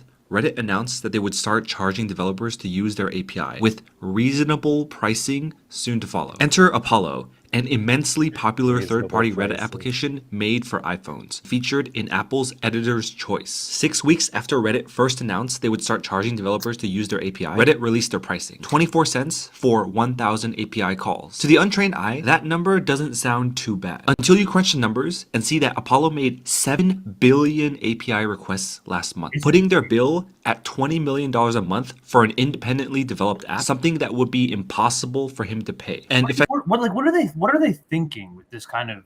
Well, this is just like strategy. This is just the nature. This is the nature of capitalism. They got to commoditize everything. You know, what kind of investment is this? This is the big question. This is why I wanted to bring this up. Like, this guy must be the shittiest fucking businessman. He's like the worst CEO I've ever seen, probably. Well, he's what was like watching his own website collapse and like just saying "fuck you" in the midst of his own users openly attacking and hating him. I'll show some a little bit of that later. Well, so I mean, I kind of have some different thoughts of it because I think one of the reasons beyond just getting banned off of like some of the major politics subreddits and being just tired of the like freaking Democrat trolls all over the place. Politics too. It seems to me, yeah, like Snow Himbo said, it's a honeypot. So I got the impression, especially during 2016 when Hillary did the Correct the Record campaign and like the Hillary trolls just like filled up and started just completely co-opting and appropriating Reddit, that Reddit became a platform that was a means for the establishment to propagandize people and less of what it's supposed to be, like an open forum for people to come together and share their thoughts on stuff. So, you know, who's really made the decision to kind of charge that kind of money for their API? That's really what Reddit was. It kind of like acted as that's what makes this like kind of different from like other companies like Twitter. I'm gonna raise this point a little bit. Let's finish this. Effectively killing it and all other third-party apps associated with Reddit. Even worse yet, developers have a 30-day notice, and on Reddit will officially start charging for use of their API. For context, when Apple, of all companies, bought the famous weather application Dark Sky and announced they were shutting down its API, they gave developers an 18-month notice. Then, after the 18 months, they gave another 12 months before finally shutting it down. So why is Reddit doing this? Like every company, they want to make money, and they have two avenues to do it. One, charge for their API and redirect traffic back to their first-party application in order to collect more data to eventually sell to advertisers. And two, to serve more ads through their first-party Reddit application to generate more revenue. The major controversies. The biggest and most vocal controversy has been the one behind the creator of the Apollo Reddit iPhone application mentioned earlier. The developer announced that they will be permanently shutting down on June 30th and wrote a long post. In it, he stated a couple of things. One, that Reddit stated Apollo was threatening them, and two, that Apollo was an inefficient application and bogging down Reddit's API. The guy released all the recorded transcripts, emails between him and Reddit, and even open sourced his code to prove these statements false, effectively proving that Reddit is lying. And recently, on June 9th, the CEO of Reddit did a Q&A session on Reddit with the world and doubled down on his attacks on the Apollo app. It is clear now that what Reddit really wants is to force all third-party applications to shut down. Shouldn't Reddit be able to charge whatever they want? A company should be able to do whatever they want with their own technology. But the controversy is that Reddit always branded itself as a site made by the people for the people, where the people should be able to openly access the data, write bots, use third-party tools, and browse in whichever format they choose. It seems that the cult Reddit following and the culture of Reddit is quickly melting down. What is the Reddit blackout going to do? The theory is that if Reddit has less or no content, they will be forced to cave into the demands of developers and make a more reasonable pricing for their API. But we will quickly see after June 12th if this is the case. One of three things will happen. One, you will either see a massive hole of missing content due to the thousands of communities that are going to block posting, or two, you'll see thousands of new communities pop up that are quickly going to replace the blocked communities in an attempt to take over their niches. Or three, you'll quickly see all the moderators for the blacked out subreddits replaced, with all the communities resuming posts as normal. But one thing is for certain, it is going to be interesting watching what happens to Reddit on June 12th. So we're already a week in, and this is the ongoing protests that they have going on right now. Granted, I just showed on before. I mean, I have seen that third point where moderators are getting kicked out. Like the admins, the Reddit admins are going in and changing moderators to reopen up some of these posts. He said, so the Reddit CEO himself says he's slamming the protest leaders, meaning the moderators, or the Reddit moderators who are finally in the right for the first time in the world, saying that they'll change rules in favor of landed gentry. And in an interview with NBC News, So he knows that that a lot of this is temporary. He knows. So like when you say that you're going on a 2-day blackout, that this was all planned and announced in advance. If you tell me if this is effective work or like, organizing, I'm going to tell you, hey, I'm going on strike for 2 days and I'll be back in 2 days and I'm going to continue using your business forever after those 2 days. Does that sound like an effective business? Not effective. Not effective. No, it doesn't. And that's ultimately the problem of like where this is coming from, because we have like all these like hyper online Redditors that are like just obsessed with like certain communities and despite like different like cash methods, like some people want to see like information previous from like a post like before. Like I know plenty of people who like type in a question, they type in Reddit at the end to see like whatever the top answer is, so they can get like that makes I can see that suggestion right away. I know people who do that, but he's made it loud and clear, and despite banning, not only wanting to change the rules for moderators. Yeah, I saw they basically wanted to make it so that instead of them basically not being able to be kicked out, to make it so that they could be voted out. Yeah. So that like these things can't happen again. It sounds to me with the price of the API that they just want people to use the official app. That's all they want. They don't want people making third-party apps. Well, that could be part. Well, that is part of it, but like keep in mind, like a lot of this, like a lot of APIs, for instance, like subreddits, like the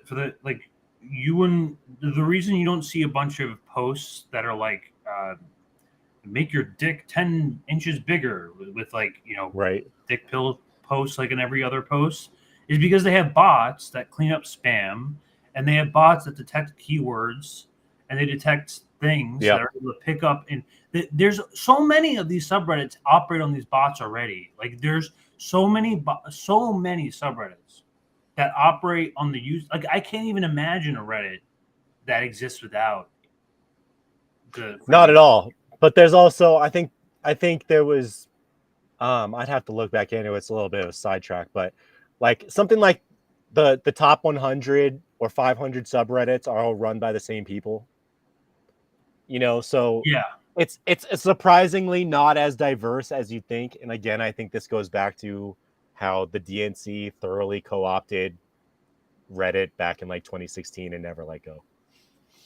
Oh, it was way before then. I think it was before then. I just remember, like, I mean, that's kind of was like a Bernie fan and everything, and was like, I was on politics like all the time, and like they had a rule where like calling somebody a shill would get you banned for a week. No way. Yeah, you couldn't call somebody a shill. If you knew that they were a Hillary shill, you'd be like, stop being a shill. You'd be suspended for a week. Like, it was just crazy. It was crazy. I'm trying to find my bookmarks on Twitter right now. For some reason, the desktop is like. But I mean, I haven't used Reddit in years anymore. There's no point anymore. And now there's definitely no point. Here's my suggestion to Reddit. Stop using it. And that's it. I mean, where were they? Because they didn't really have too much advertising on it before, did they? Did they have any advertising? I don't even know. It's been so long since I used it. Maybe they did. I feel like advertising would represent, if they had it, represented such a small portion of their. Like, I never got the impression that Reddit was out to make tons and tons and tons of money. That it was just meant to be functional for the most part. Yeah, so I mean, I don't really have much hope for these guys, to be honest with you. To me, this seems like a pretty dumb investment decision because, like, I mean, just think of it this way: like, what kind of investor wants to invest in a platform where all of your users are actively raging against you? Let me show you, like, Reddit. The Reddit community right now is actively flailing their arms because this blackout thing clearly didn't work. So here's one method. Since the blackout isn't working, everyone upload 1 gigabyte large videos of noise to Reddit server. Their bandwidth. And they actually did this. They actually did this. And you can create.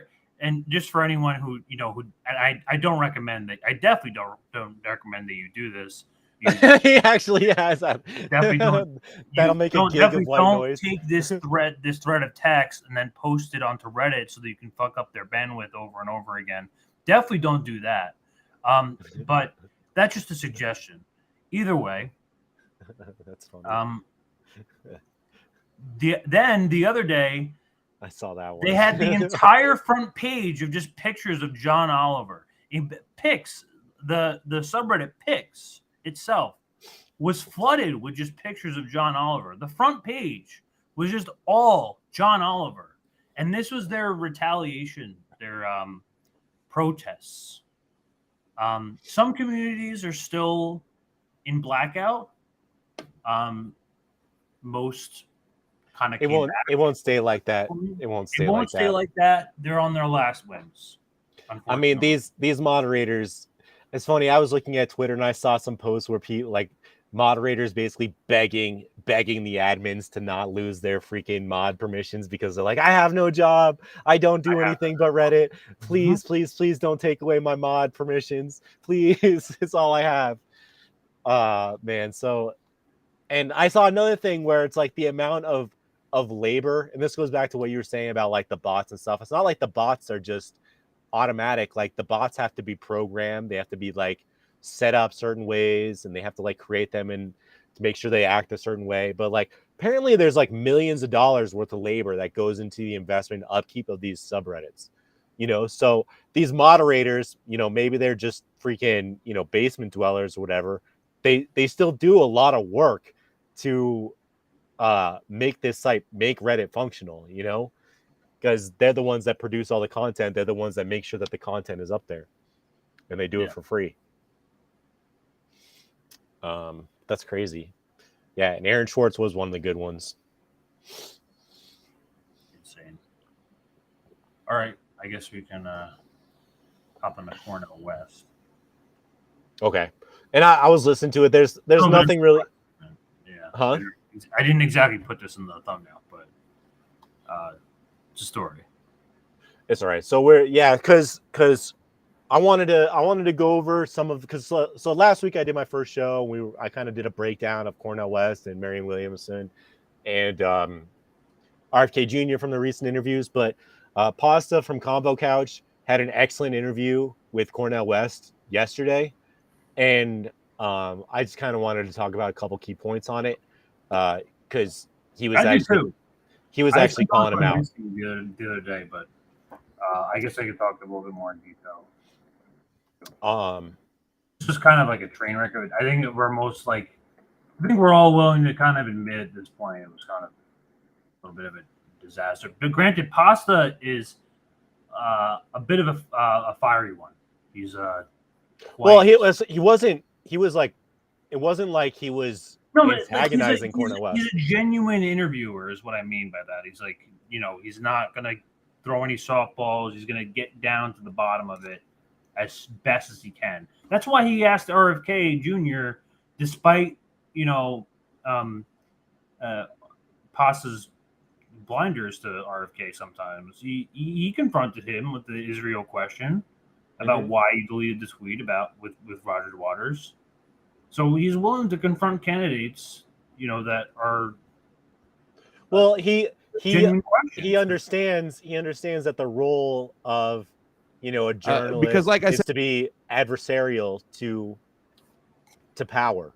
His job is to not be friends with Cornell West, even though they have a cordial relationship. I'm sure his job is to ask the questions that the people want to know.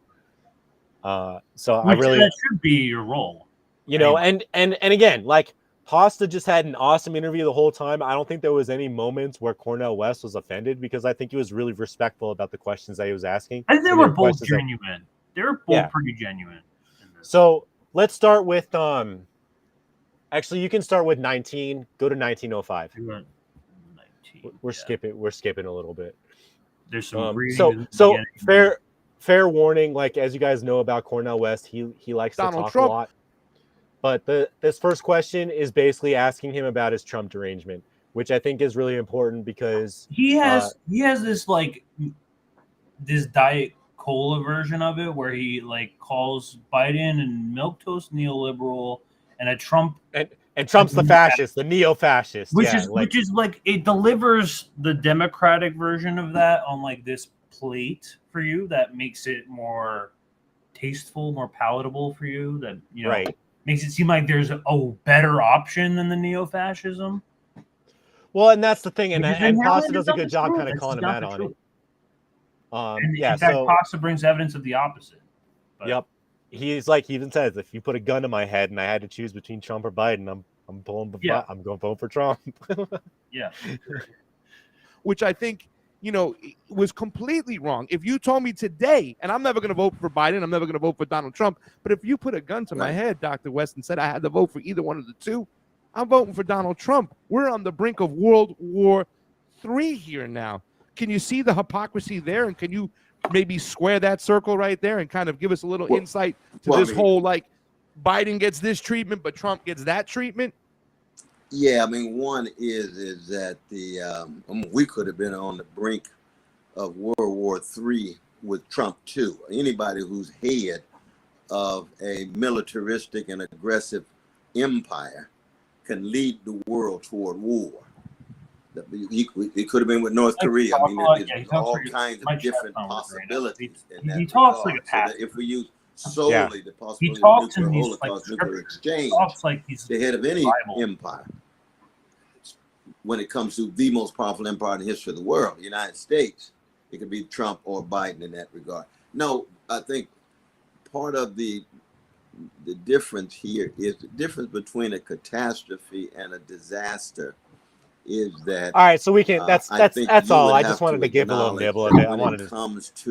I just wanted to show, like, once again, just Cornel West giving a non-answer because it's really indefensible. I think kind of Pasta presses a little bit on some key points where, who was the one who didn't start any wars when he was president and stuff like that. But it's definitely a point. The point really for asking that question is just to kind of show and show this little segment is just to show that Cornel West really needs to kind of be a little bit more open to recognizing that the duopoly is all encompassing, and that means that they're all fascists, and it's not like one's more fascist than the other.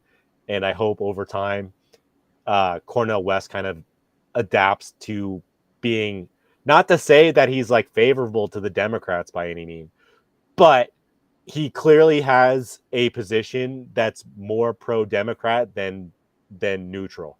I'll put it that way. And I think like Pasta was kind of trying to tease it out of him, being like, come on, like why? Like how do you make that comparison? And at the end of the day, I think Pasta makes a good argument that Trump was probably the lesser evil if you really want to play that game. I feel like this is like de-propagandizing in real time. This was like, because I'm not one to ascribe dishonesty to Cornel West. I'm not going to do that. But I can obviously see he is very stumped on this question. And he has to talk in a way that doesn't make him look, ineffective or that he doesn't know what he's talking about. Well, it's that you can kind of almost see the cognitive dissonance. Where it's like, oh shit, Pasta has some really good points. Yeah. And he even kind of tries to separate. He's twisting his own mind right now in his head in real time. You can see he's kind of trying to stretch it between like, well, you're comparing, do you want to compare how they are on social issues versus, imperial issues? And he tries to kind of like make it more nuanced than it really is. And the bottom line is that, like, I think Cornel West just kind of took the establishment Kool-Aid a little bit too liberally over the last few years. And it shows, I think, honestly, his Trump derangement shows kind of lack of being properly educated on what's really going on and probably taking too much of the establishment Kool-Aid. I don't know. Cornel West, the way he speaks always comes across to me as someone who's speaking earnestly. So I don't like to suggest that he's speaking dishonestly. I think that it's too soon to tell to see if like the ulterior motives and stuff that are going to start popping up. I just think that he has Trump derangement. And that comes from just being around too much establishment media. You can probably go to 2642. Yeah. This is a really good question too. So Pasta asked a great question, like why, how can you expect to have detente with Putin if you're calling him a gangster and all this shit? So we can play it out.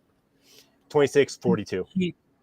Nick actually confronted, he said this after the Cornel West interview on RBN, and expressed concern about Cornel West's language, which sort of here in this foreign policy aspects, like in many ways mimics mainstream media, which is concerning because it's like you said, like when you're sitting at the negotiation table, I think Pasta talks about it too, you need to be able to talk with these people and have, like, if you've had like a long-standing record of you saying gangster thug over and over again. Exactly. What do you think? How do you think you're gonna have a negotiation with them? But that's actually, I think that's actually this question. But yeah, like nuclear holocaust. And go Joe about Biden, 30 seconds ahead. A lot closer to that. That's Newland. Manifest. Yeah. In how he got rid of her though. He did fire her. Parties doing different administration.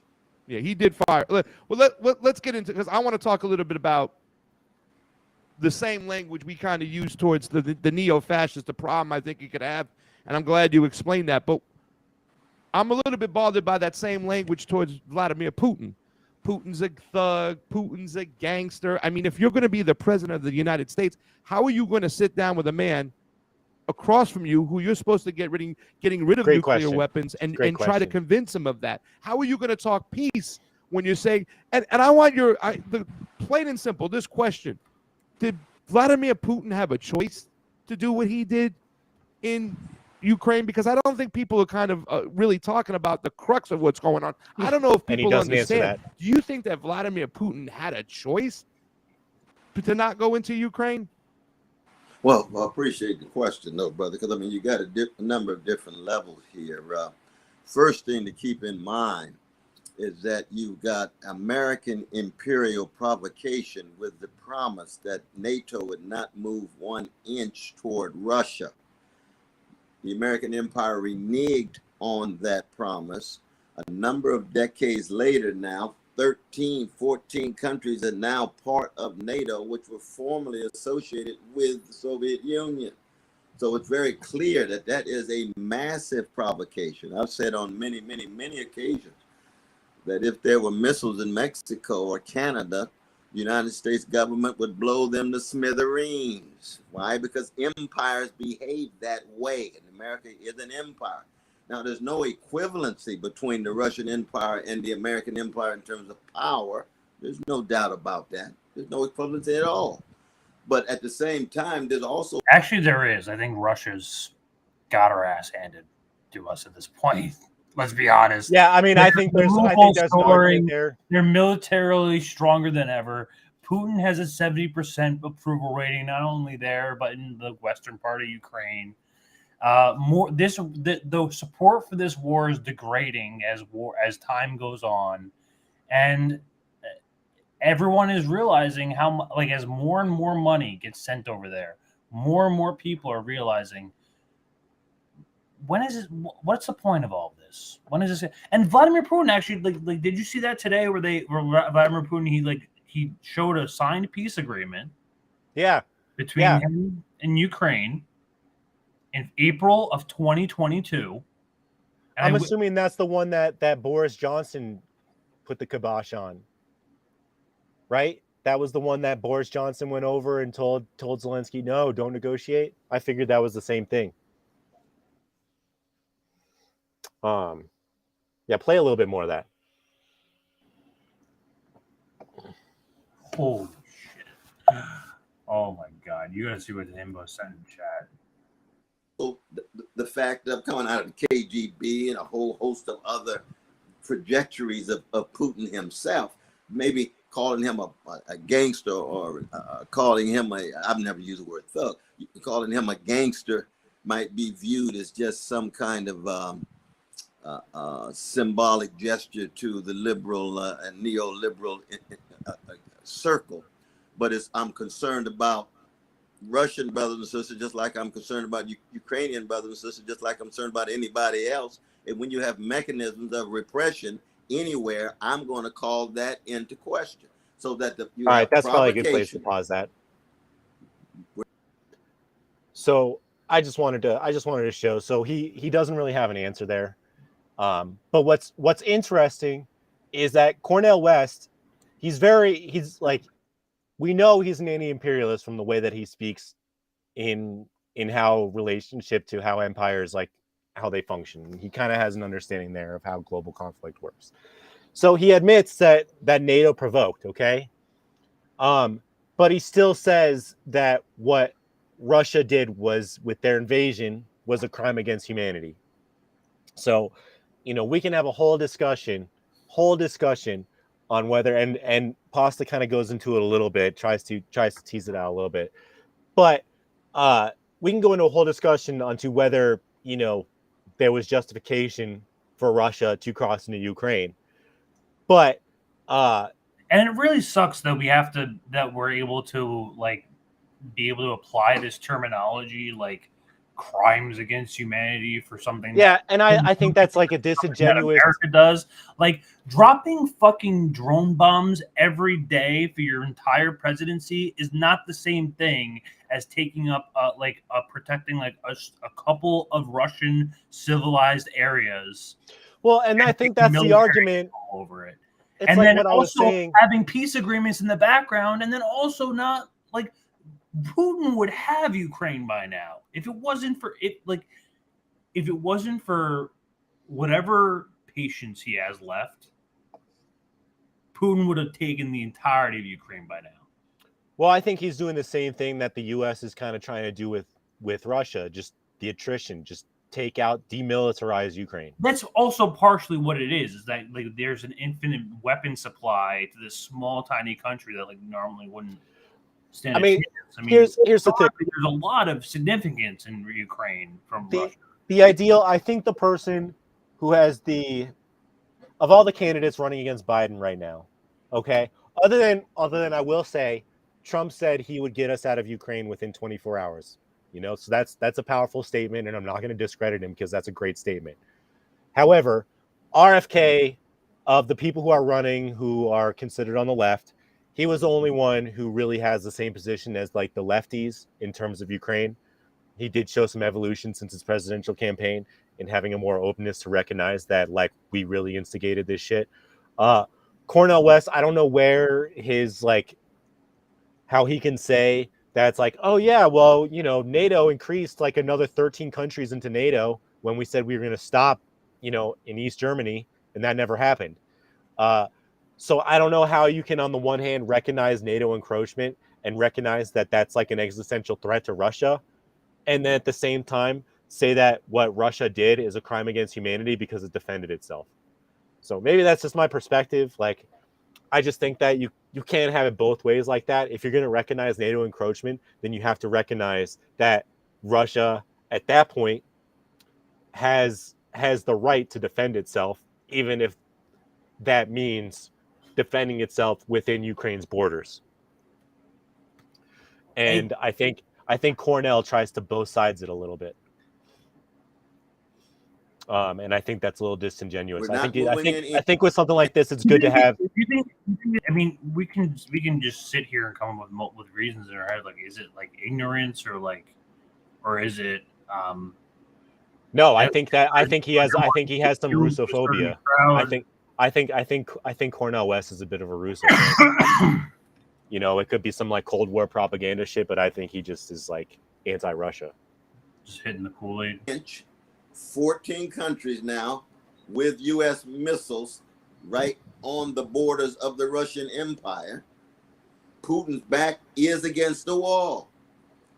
Now, I viewed invasion and occupation of any country, the violation not just of national sovereignty, I view it as a crime against humanity. So that the question becomes, you got a larger U.S. American imperial backdrop, pushes the Russian Empire against the wall. He responds with this invasion and occupation. And what do I call for? Ceasefire, stop the war, sitting down with Putin, sitting down with the Chinese, sitting down with the Turks, sitting down with the Ukrainians to generate a diplomatic strategy or diplomatic process to stop the suffering. I am concerned about the suffering of Ukrainian brothers and sisters. I'm in solidarity with the Russians who are actually going against the war, because that takes courage.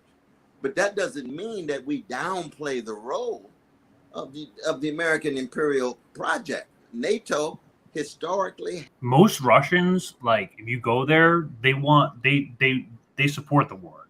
Like they want it to keep going. Most people, and it's not like out of like it's like out of like these are these are not like bloodthirsty citizens of Russia. Like they're like, this is not just like how.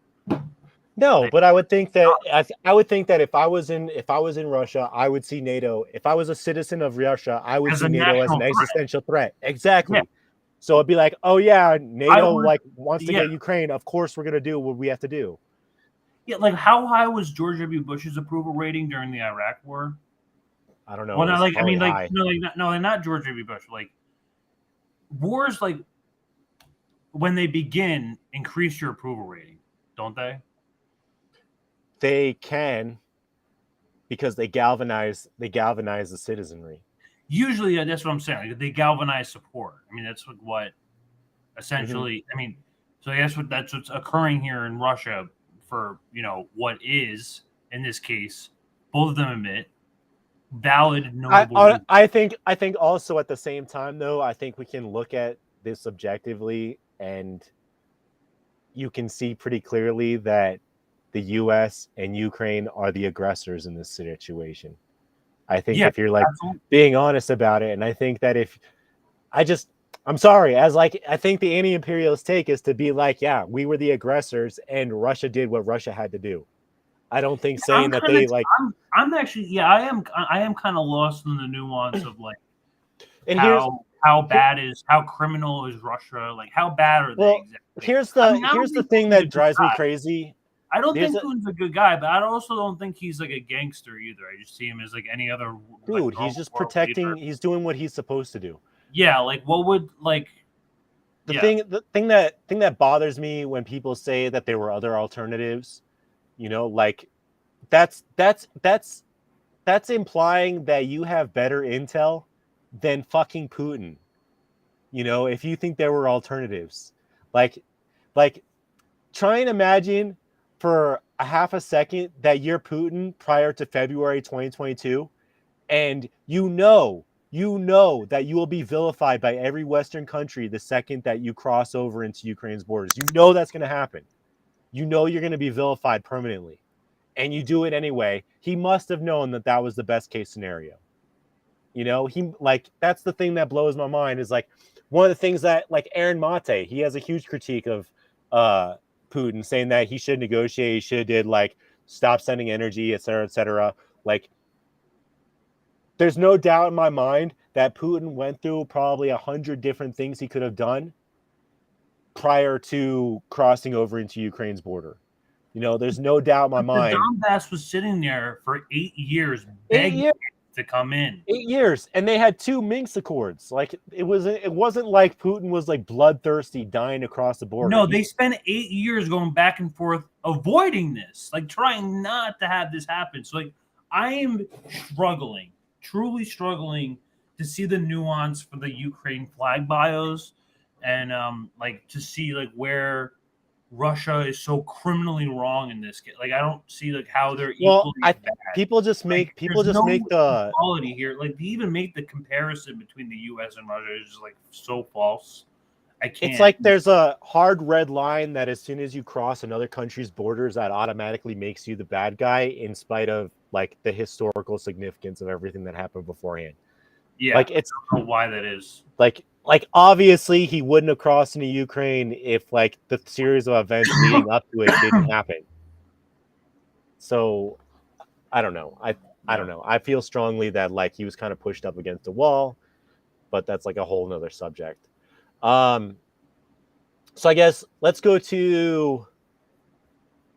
Okay, this one's interesting. Go to 4258. I was going to do the immigration one, but we can skip that one. Since we're allowed to talk about the elections again, and about 4258 perfect. Stolen, baby. Oh, that's spicy. It rolls off the tongue. 2020 election was stolen. What are you gonna do about it, YouTube? All right. Yeah, perfect. So this one he asks, like, was the election 2020 elections fair? Like, simple question. But does democracy matter if we do not have a fair and transparent election system? So my question to you right off the bat is, and this is my area of expertise. I am an election integrity expert. I've gone over the other countries, Latin America, and seen fair, transparent elections. This is true. In your mind, Pasta goes to other countries and he monitors elections. Fair. Pasta, I would consider, if anyone, an election expert. Yeah, expert. This is the man who is. I would love to pick his brain once we start getting a little bit closer to. Yeah, like, I mean, yeah, he knows a lot about. Because here's the thing, and he goes into it with Cornell. He's like, listen, Cornell, like, he speaks very affirmatively. Like, the elections are bullshit in this country. You need to get ahead of it and understand that the elections are bullshit if you think you're going to come out of this alive. So close, yeah. See, I don't think that any election in the United States meets the highest levels of fairness, giving the role of big money that selects candidates already before people even go to the voters' booth. And when they go to the voters' booth, they're choosing between two parties that themselves are already captive to corporate wealth. Which is correct. Joe Biden. No, he's right. Had but way like more money than Donald Trump. The big difference here is that Cornel West correctly says that there's institutional fraud. Like, the elections are picked by the corporations, the elections are picked by the oligarchs. Like, that's we all agree with that for the most part. There's data to support the fact that we're, I think we've seen that thing where there's the graph that shows that if everybody, like, if we actually lived in a democracy, then like bills would get passed the way that they're supposed to. But the way that it is with us being an oligarchy, the Princeton study, yeah, the Princeton study that like the odds of something getting passed is about 30%. It's all up to amount of money that gets put into it. Yeah. But yeah, and here's the thing is that like Cornel West is right that there's like an institutional rigging. Yes, like we can talk about Bernie all day. What he won't recognize, and we'll keep playing it just because I think Pasta's the expert and does a good job on this. But he doesn't recognize that there's rigging or fraud at the booths. Okay, he thinks that happens by like the people getting chosen, and kind of like the ordained presidents. Now, is it fair in the very, very narrow sense of a majority of the votes or most of the votes being counted and then reported as they're counted? Now there, I think one can make a strong case. This is where I would have deep disagreements with Donald Trump. Donald Trump is thoroughly convinced that the very votes that were put forward were not counted at all. Now, when he talks about the election being rigged in the structural and institutional sense, well, that's a different issue because we can. Where do you stand on that? There's no doubt that the very fact that we could have two parties for so long that are tied to the same Wall Street Pentagon interests means there is a quality of it being rigged. When I supported Brother Bernie Sanders in 2016, 2020, the Democratic Party rigged it against him. There was no way he could win. And when we were winning, as you might recall in Nevada, and Brother Obama makes the phone call to have all the neoliberal politicians drop out, Pete and Amy and company. Why? Because they said nobody, or put it this way, Bernie will never win. There's no way he will win. But that's what you call rigged. But that's a structural and an institutional rigging that's very different than votes that are put forward and votes that are counted. Okay, and that's let me stop you really quick, Dr. West, because very much so. I listen. I agree with that part. There's the political part, the way we can use the media, we can sway the media. We saw with the WikiLeaks drops. But what can you, Dr. West, because this is an area where it's going to come back to haunt you if you don't get ahead of this. When it comes to the election process itself, do we have a fair process itself? Because let me explain to you. In Nicaragua, you have 1 day of voting. It's on a Sunday. You must show up at your designated election spot, your precinct, with ID. It takes about 10 minutes to vote. Where the vote is cast, it is counted. There's no proprietary software there. So what I'm trying to ask you too is, what we talk about Fannie Lou, she was an election activist. Neo-fascist leader. Brazil's the same way. It's counted. Digitally. I was in Brazil, so I know about it. But this election system we have here today, because you're a Green Party member now, right? So you're running as a Green. You don't have to worry about this whole. Okay, is the process of the election fair? I don't think it is fair in the structural and institutional sense of what an election really should be. No, I don't. Good. What area would you tackle first? Well, first, I would make sure on a very minimal level that, that the citizenry has time to vote, national holiday. Each vote goes in immediately without having to be mediated with a whole host of other entities and persons. But then I would have, my critique of campaign financing, and to make sure that persons' votes that go in are not confined to just all right, go to 48 politicians of two parties, both parties being tied to corporate interests. And we can learn something from those countries that are able to count their ballots. We learn something. Well, there you go. Do you think we should have mass mail-out ballots? I think we can learn something from those countries that are able to count their ballots within hours because of the mediated with the computers that actually work and computers that allow for transparency. Yes. See, here's my recommendation. We have to eliminate mass mail-out ballots. If you want to get a mail-out ballot, if you are handicapped, you can't go. If you're a military person, you can't go. So be it. But every election, you should have to re-register for that mail-in ballot. It should be like you said, voter holiday. All these countries I went to, it's a Sunday. All of them. Everyone. They're interested in their citizen participating.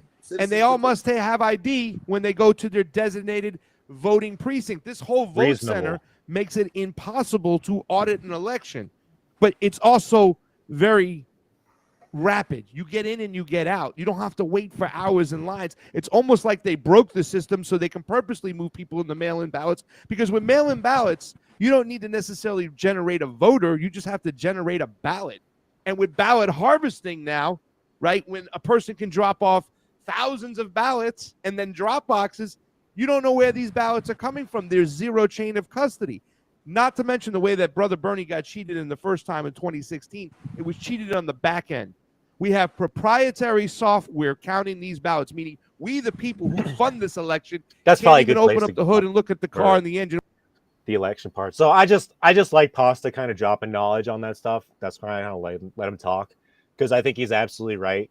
People love to make such a big deal like having an ID to vote is supposed like some taboo thing. Like all the countries that have really like lockdown voting and transparent voting all require people to show their ID at the time of voting, and they don't do mail-ins. So I think they're very reasonable. I think Cornell is just either pretending or just truly believes that like when we cast ballots that they actually get counted correctly.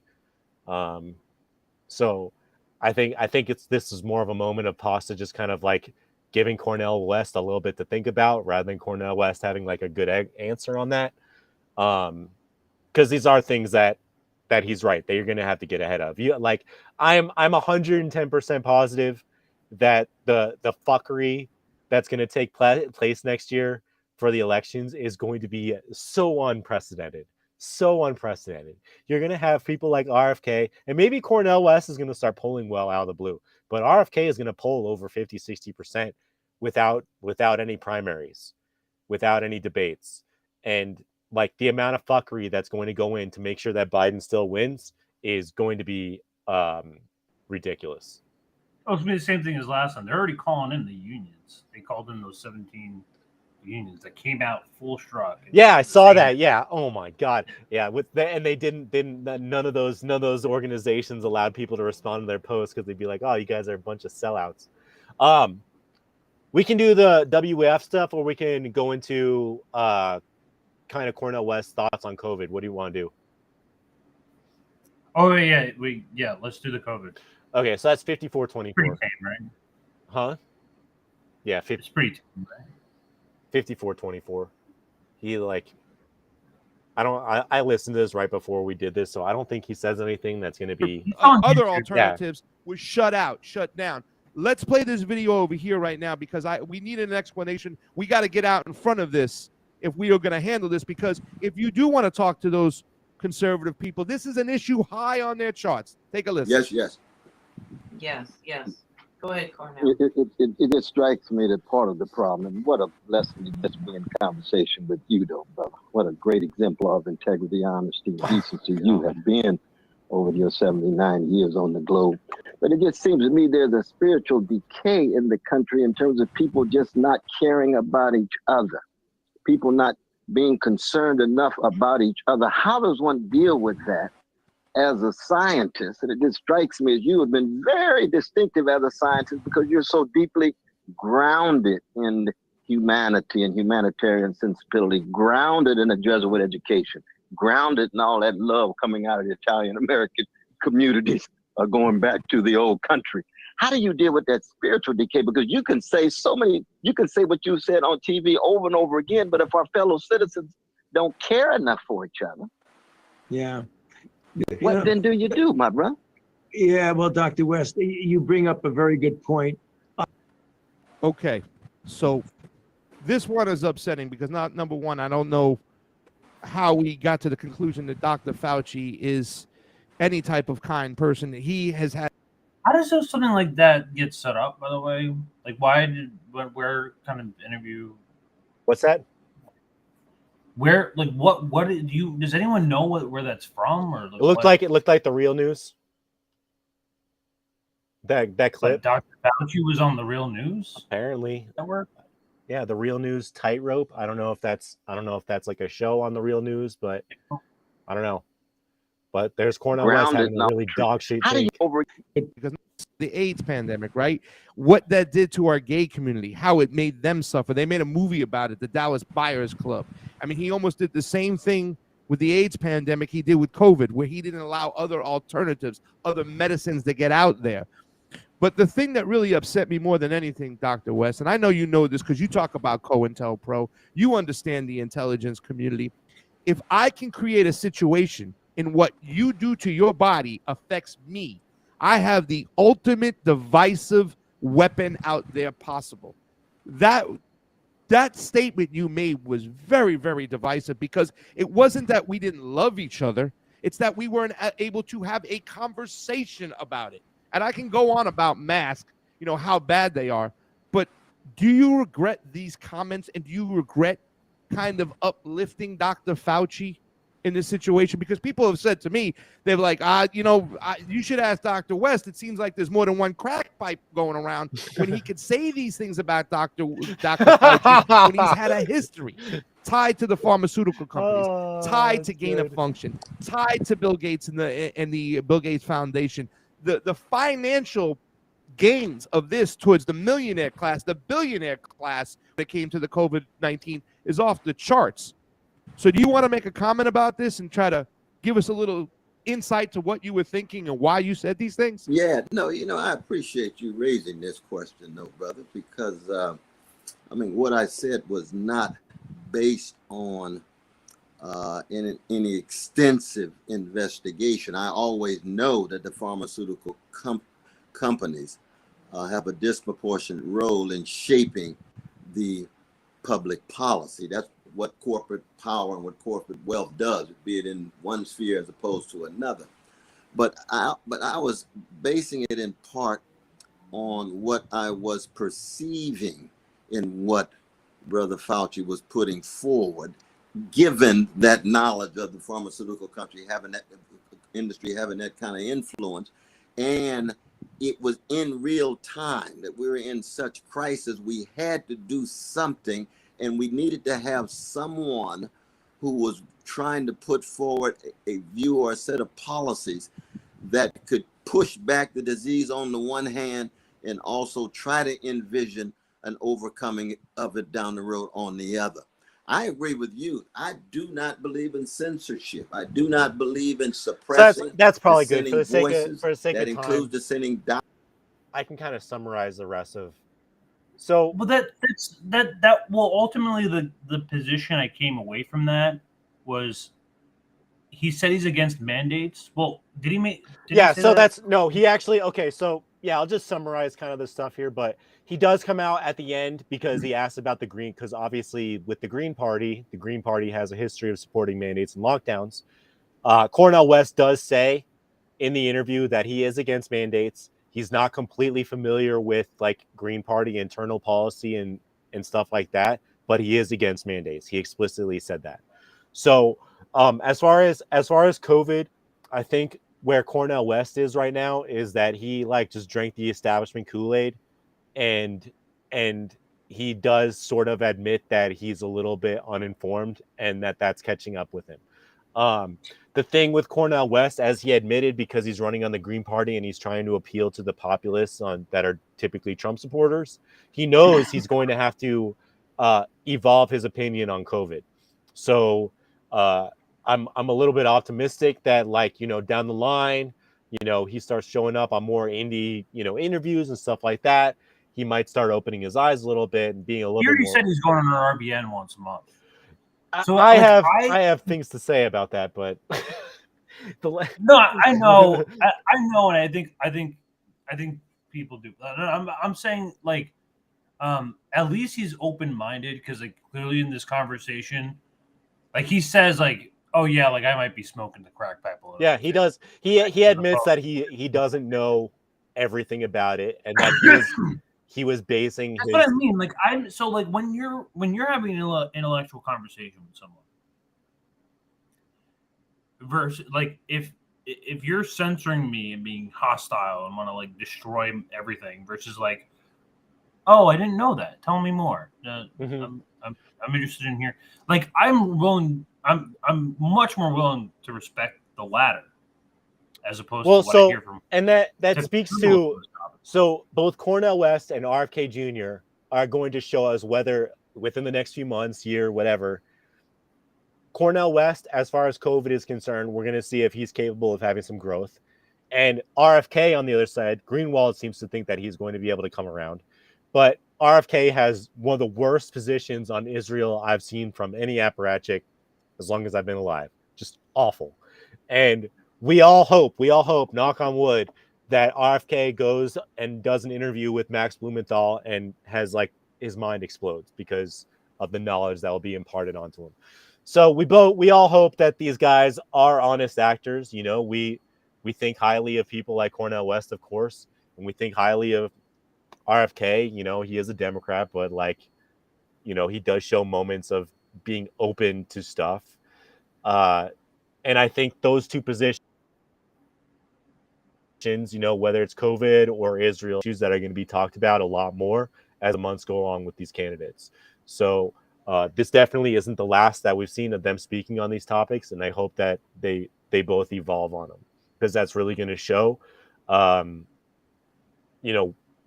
where their allegiance is. Like, are they just going to be establishment, or are they going to show growth, especially with RFK, with the Israel question? If RFK is willing to wake up to Israel, that's going to go a long way. Let's see. So just to summarize, because I don't want to get to the Hotez thing, so we don't have to kind of listen to all that stuff. But so Pasta kind of harped on and asked Cornel West, like, do you really think that Fauci was like acting with integrity and acting like in the best interest of people, and Cornel West isn't willing to visit that conspiracy at the moment, that Fauci had bad intentions, even in spite of knowing about it, like, you know, the ache and all that stuff. Pasta also asks him if what were the origins of COVID-19, and, you know, in the effort to try and make sure that this doesn't get taken down, Cornel West is open to any hypotheses that are outside of mainstream as to the origins of COVID-19. So he's willing to show openness. He said, yeah, like I mean, I can't blame him. Like, he's like an old like pastor. Dude, it's a lot. It's a lot to overcome, you know, especially. It's a lot. He's a big career. He admits he admits that he's like, I think he admits in so many words that he was taken in by the establishment narrative. Even though you heard him say, he's like, I know that Big Pharma has an outsized influence on media, he still recognizes that, like, he kind of drank the Kool-Aid. But, you know, when we've been drinking that Kool-Aid for so long, you know, it's going to take a lot more than just one journalist to be like, hey, wake the fuck up. So it could be a few months before Cornel West comes around or RFK comes around, so on and so forth, where they're like, wow, like, you guys really showed me. We're still a year out. Huh?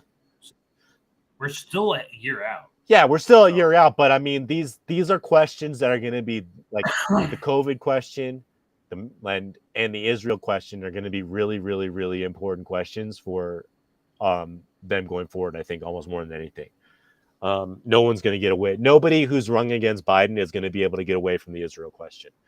And I think in light of because the only people who supported mandates and lockdowns were the shit libs, obviously, like, that kind of policy stuff is going to be really important going into the next election season as well. So, and then I guess this is a good pivot to go to like the World Economic Forum thing, but Pasta did ask him what his thoughts were on like the World Health Organization. Yeah, let's play that. You want to play that one? Okay. Yeah.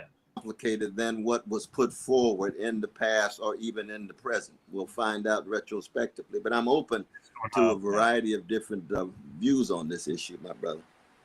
What do you know about the WHO and the WEF and Klaus Schwab in particular? I don't want to put forward any kind of judgment until I've had a chance to explore much more exhaustively the evidence and the text, my brother. That's I just know that as international organizations, they are disproportionately shaped by American corporate interests and American. You know anything about the? So that is correct. He's right, but what he's admitting to is that yes, these organizations get a lot of influence from American corporations, but what he's not saying is that the World Health Organization and the World Economic Forum have an outside influence on American policy. So he won't go that far, you know, which again is another thing that if he's trying to pick up Trump voters, he's going to have to reconcile whether he really thinks that's a conspiracy or not, because that's, you know, you have plenty of QAnon, but like within QAnon, there's still nuggets of truth in there. But he's so. But yeah, do you want to pull up that PDF?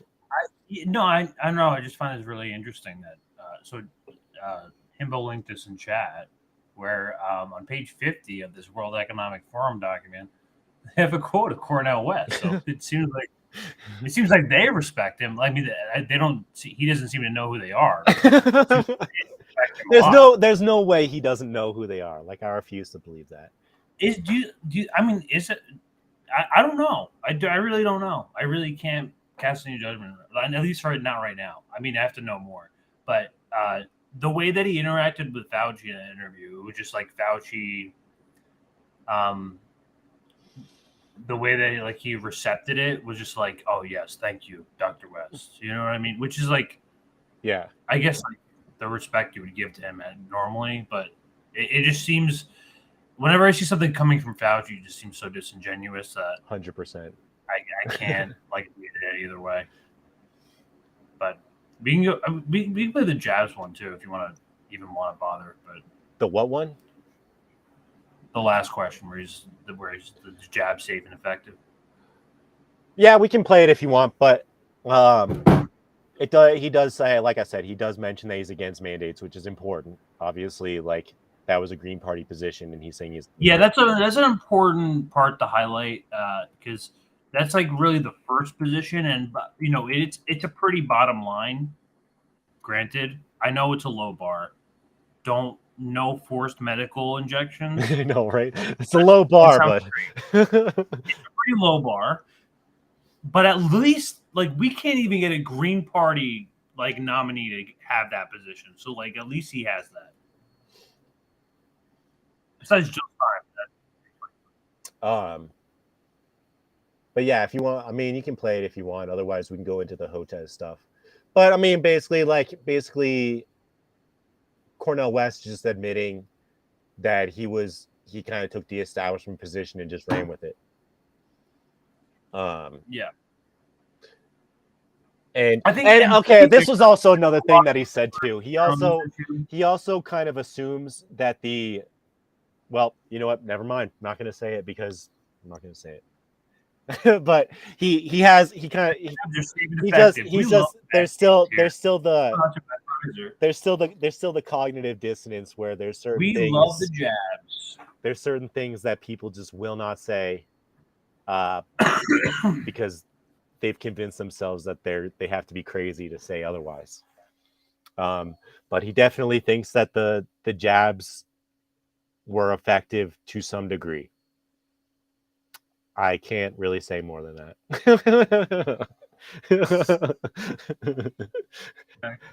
But right. we are told that they're safe and effective. As we're told. So, since we're on the topic of the jabs, we'll get into our last fun topic here because I went back and forth like all day, like whether or not to like switch off YouTube for this. I don't think we're gonna get into anything like super detailed. We're not gonna say anything about the IVM word. We're not saying that, so we're not even gonna play around with that. We're just gonna.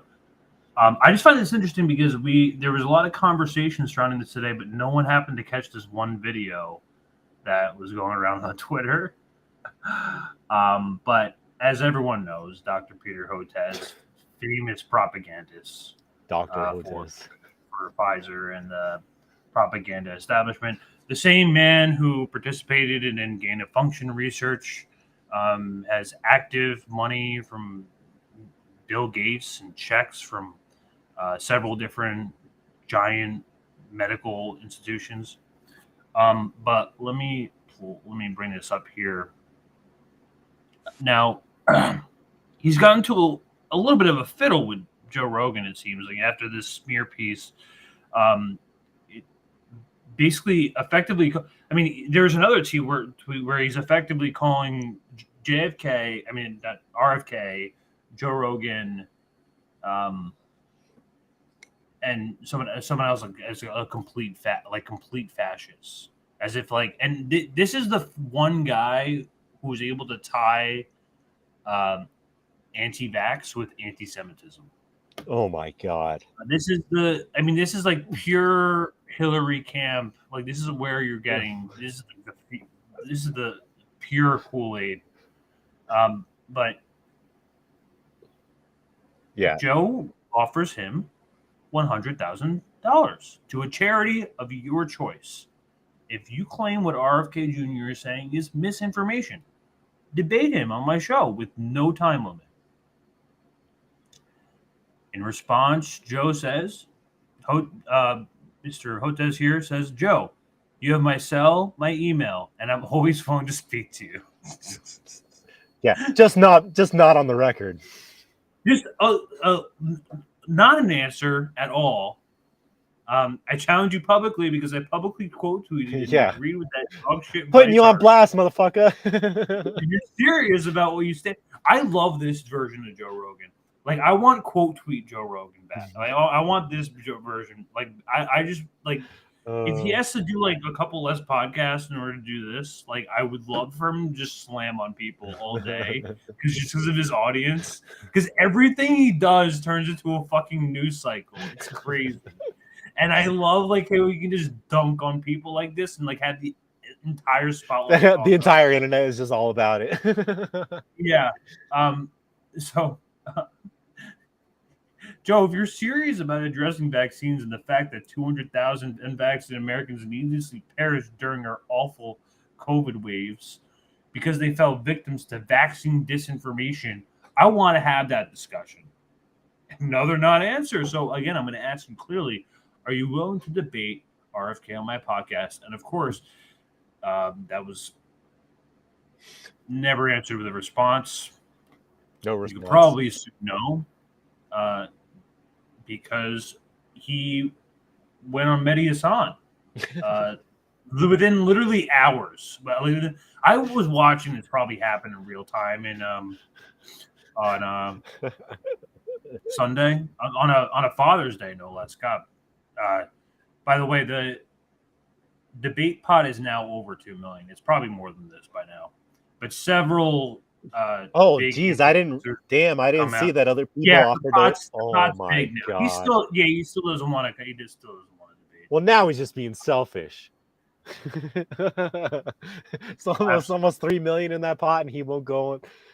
I guess that 3 million isn't worth it to him because he knows he'll be made a fool of.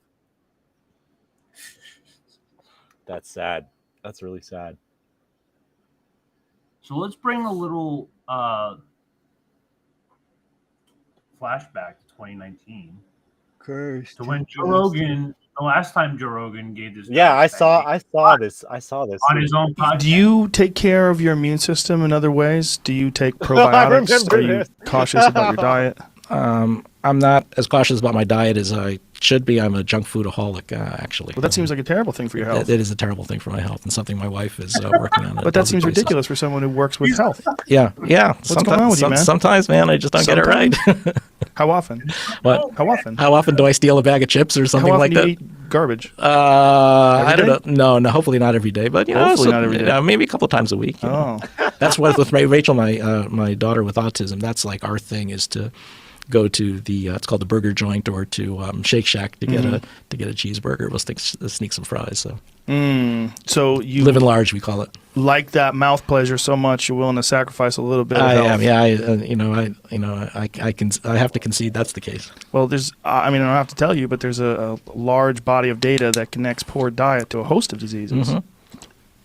That seems like a crazy decision for a guy in your line of work. There you go. Sometimes it's not all brain. It's something else. But I mean, if you ate healthy food, I mean, the thing is, your body starts craving healthy food. You start feeling no question about it. Do you take vitamins? I don't take vitamins. Really? Yeah. Wow. I don't think they do. I don't think they're needed because most in the American. Hold up. You don't think they're needed while you're eating junk food? Well, hopefully I'm not only eating junk food. Yeah, right? but there's a large body of clinical research on the efficacy of vitamins, especially vitamins D, vitamins B. I have taken vitamin D for periods on the recommendation of my internist. Yeah. What about essential fatty acids, which are great for your brain, fish oil, all these different things that are fantastic. I'm not going to argue with you. What is going on with you, doctor? You got it. You got it over me. Yeah, listen, but you would have a much better argument. You're making my wife's day here. If you're taking care of yourself 100% instead of you still need your vaccines. I'm sure you do, but vaccines. Yeah. Okay. Yeah. So you got a good taste. You got a good taste of that. What a clown!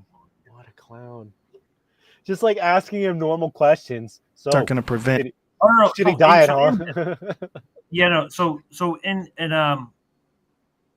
I believe you actually asked cancer. Here,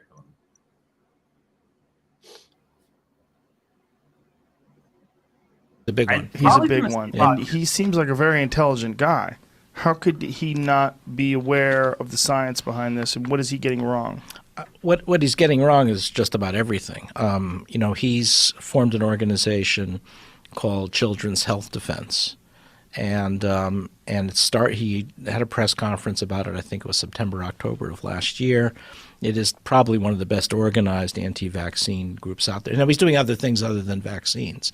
He's doing a lot of things about environmental health and things like that. I don't know any part of that business. I've only followed what he does with vaccines, but it's all nonsense. Why is he doing this about vaccines? I don't know. What's his motive? I mean, you have to ask him what's his motivation. Would he be a guy that you would want to have a debate with or have a discussion with? But again, I mean, I'm uncomfortable with the idea of a debate because it's like debating. I don't know. It's like debating a Holocaust denier whether the Holocaust exists. I mean, not that this rises to the I same understand level, what you're but, saying, yeah. but if you're, again, I want to bring this up. If you're complaining there's 19 books ahead of yours that are anti-vaccine books, you've already lost the battle.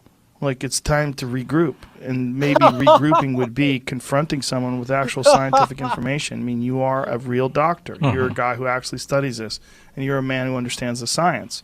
You're a legitimate academic. You could actually put a dent in this with a real conversation. Potentially.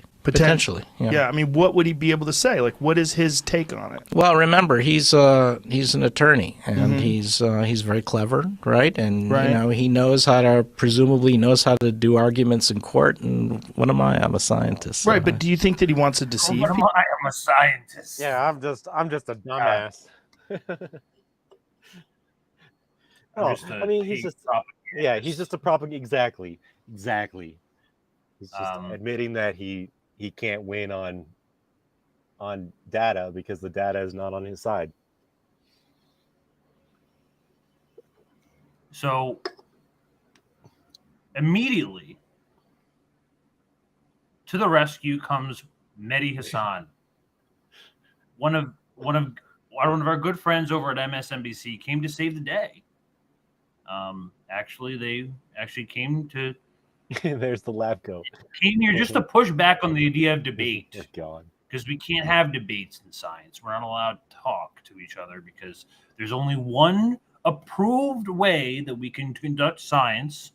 And if any other form of science disproves that science, then we cannot no longer conduct that science. The jabs are great.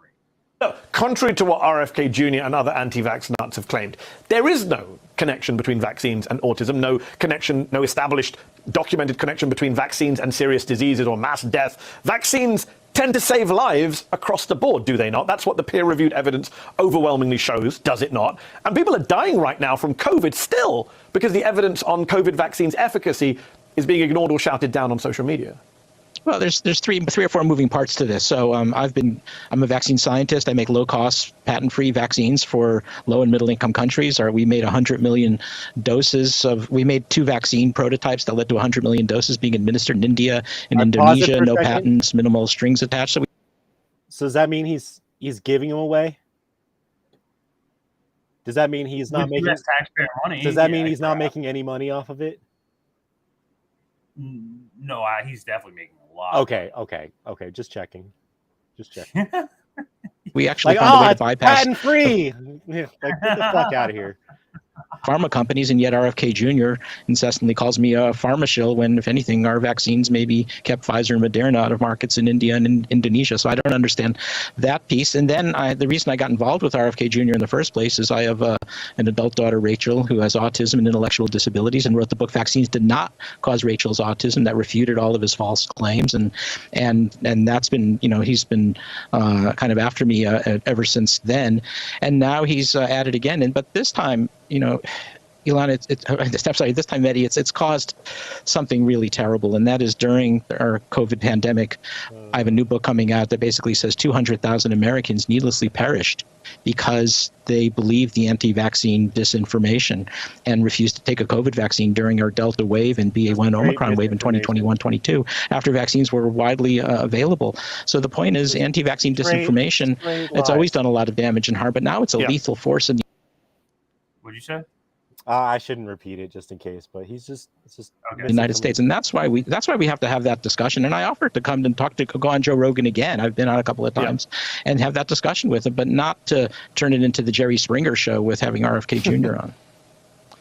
It's sad because I said I'm so fed up with the debate me, because it's not really about the debate. If it was about finding out information, as you said, you've already written about vaccines and autism. You've already spoken and written about COVID vaccines. I think you've been on MSNBC and other channels hundreds of times since the start of the pandemic. People can hear your views and the evidence you bring to this. So they're not actually interested in evidence. And it saddens me that you're a man who basically has saved lives abroad with the vaccines you've developed, whereas RFK has contributed to a culture, a vaccine misinformation culture, that has led to the deaths, as you say, of hundreds of thousands of lives, and yet he's the one being celebrated by tech billionaires like Musk and Jack Dorsey, while you're being smeared and defamed. And I would say, I don't know if you've agreed to debate or not. My advice is not to, and people might find that surprising because don't debate. Don't have any conversation with them. No conversation. Just stay on the establishment media. You're protected here. I'll play that dick flute solo as long as you want, whenever you come on here. Don't have to worry about getting your ass reamed by RFK. Like, just such bullshit. Such bullshit. Guy is so annoying. And as freaking Snow Himbo noted, like one of the guys on Twitter calls him meh. Not Mehdi Hassan, meh. So as some of you may or may not know, Peter Hotez was confronted for his lies today by this character, Alex. I don't know this person, Alex Rosens, who's apparently he's one of those like pedo hunter guys. What's that show called? Like you're talking about the one that they did back in the day. The show where they honeypot pedo. Yeah, I forget what it's called. Like To Catch a Predator. Yeah, To Catch a Predator. He's like one of those types. Apparently, he's an independent journalist. Cool. So he went and he actually confronted Peter Hotez at his house. This is in real time. The first I saw this, I was just stopped in front of my house by a couple of anti-vaxxers taunting me to debate RFK Jr. Of course, I was looking my Sunday best in a brutal heat wave. What is it with people? Well, at least Houstonians know I have the support of their team. Sunday best. A couple hours later go by, and then this tweet pops up.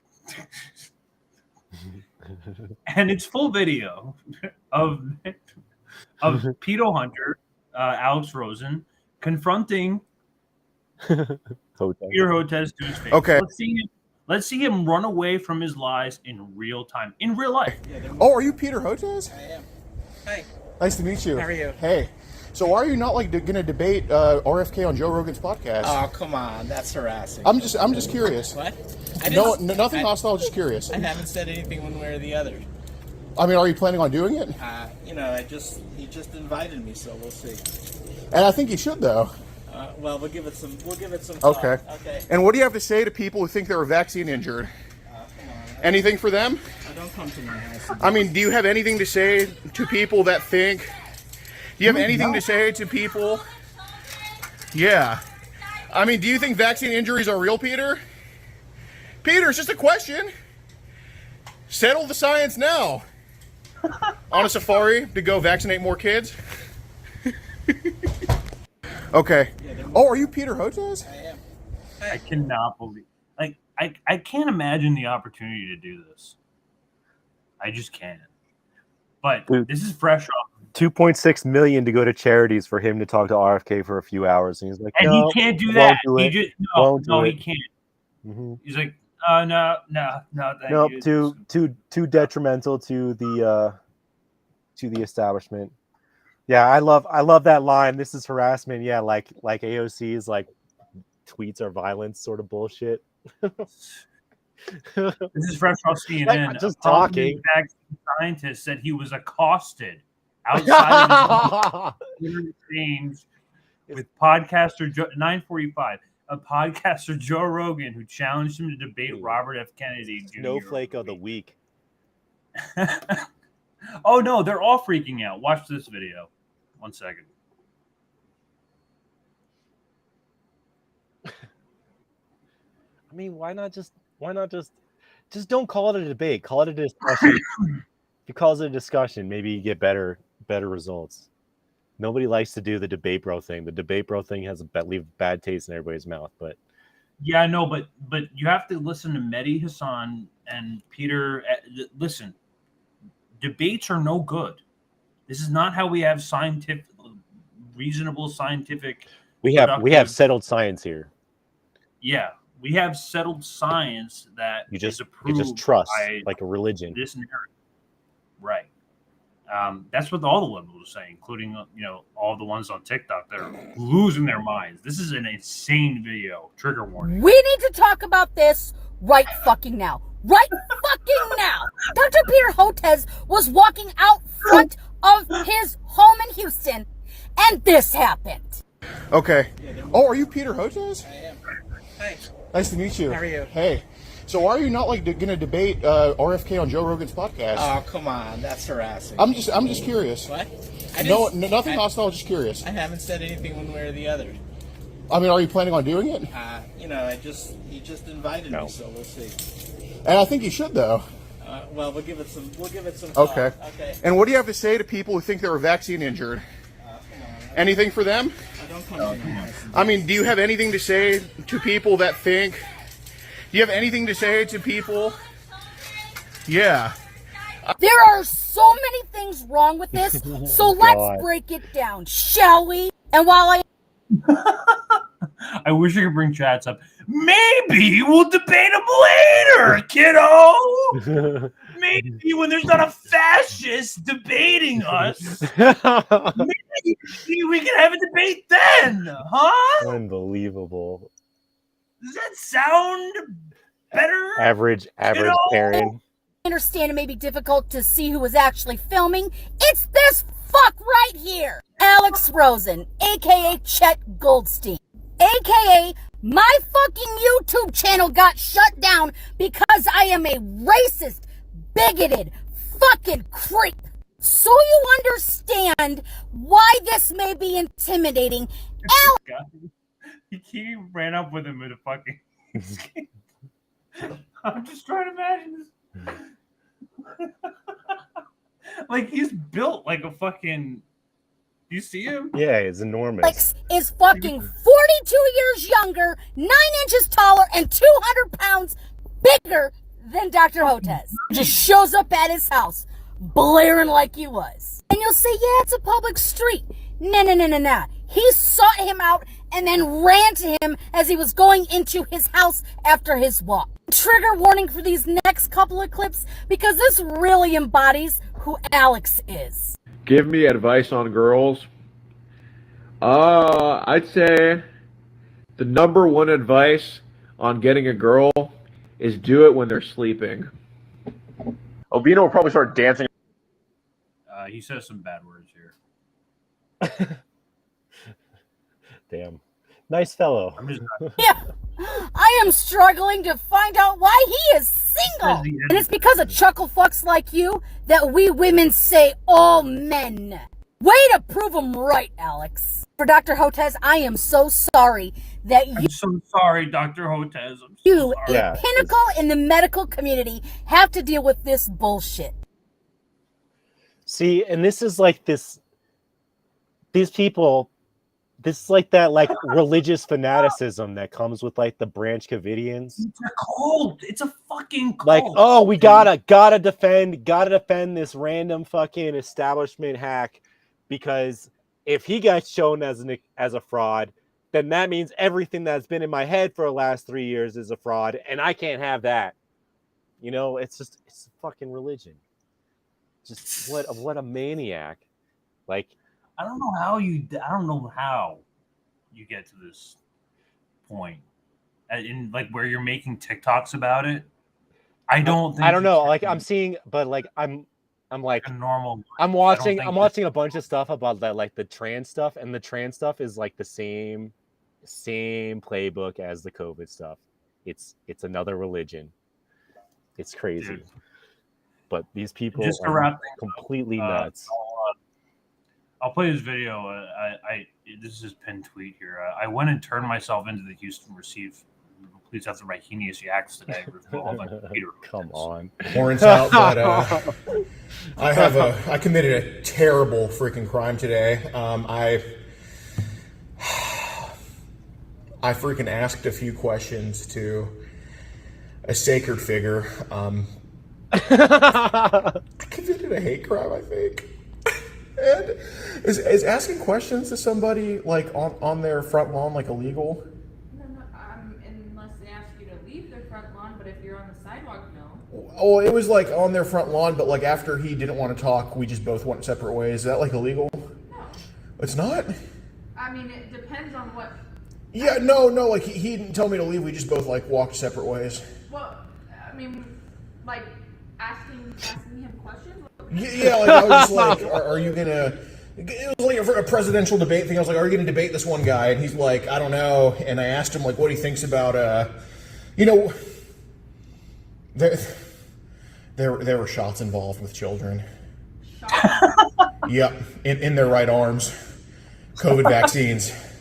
So you gave children shots today? No. It was just asking somebody about it on his front lawn, and well, no, he just kind of made vaccines or helps with that. But I just asked him like, what does he think about that? And he didn't really want to talk after that, and we kind of went separate ways. And it was like a 50-second interaction. So where did the hate crime come in? Well, I mean, these people are telling me that I should kill myself for doing it. So like, is that not like a hate crime? I don't know. 'Cause I don't think I was bad to him, but apparently all these people that I thought hated the police now know all the laws in Houston. And I don't know. I mean, I didn't really say anything bad to him. I just kind of shook his hand and left. Okay, so that's you're wanting to turn yourself in for that today. Is that like a crime? I heard it was like just shaking someone's hand and leaving on their property. No. No. No. Okay. I mean, if you both engaged in the handshake, you should be fine. Yeah, we did. It was mutual convo. But like, I'm just getting told it was like, I was hateful. So. Okay. Well. This is such a relief because it's Father's Day and I want to go see my. Okay. What a debacle on Father's Day. You can't really have it any better. And just to remind people, this is back when it was okay to say bad words about jabs under Trump. Virus vaccines. And then something changed. Any vaccine released by emergency use. One of the things that we're not hearing a lot about is the unique potential safety problem of coronavirus vaccines. And then something changed. Any vaccine released by emergency use authorization by the FDA is an outstanding. This is the turned on a dime. J&J's vaccine has a risk of life-threatening blood clots. When you hear the beep, that's the sound of safety. So don't overthink it.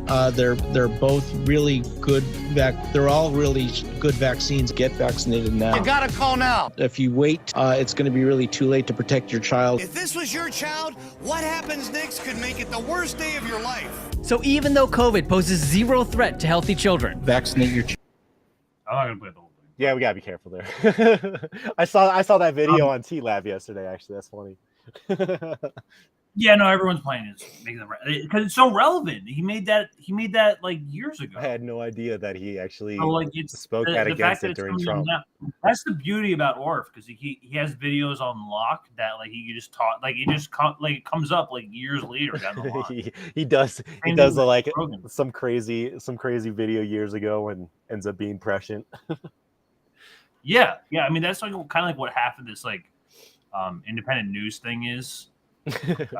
Right, because the mainstream media is like so bad that you can just pay attention and then you'll know everything, and then like, you can predict things in real time before like months before they actually happen.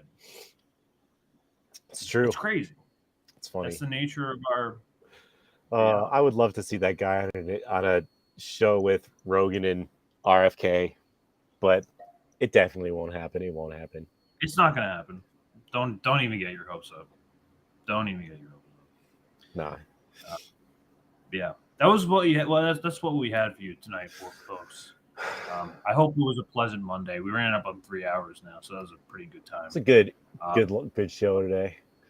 Yeah, a little fun bits at the end. A little bit scary with the jab stuff. But I think we're fine. I think we're fine. I think we're okay. They're safe and effective. Everybody go get your jabs. Go get your 4th jab. Go get your 5th jab. Go get your boosters. Go get your 7th jab. What are you doing, folks? Just to make it absolutely Do you guys have your like punch card where you like your 10th one free? I love the jabs. I love the vaccines. The 2020 election was stolen. This is like what a weird mix of views that I have. Like, imagine, like I'm the like imagine if the YouTube's like terms of service was a political ideology. It's like the 2020 election was stolen. The COVID jabs are. Yeah, it wouldn't make any sense.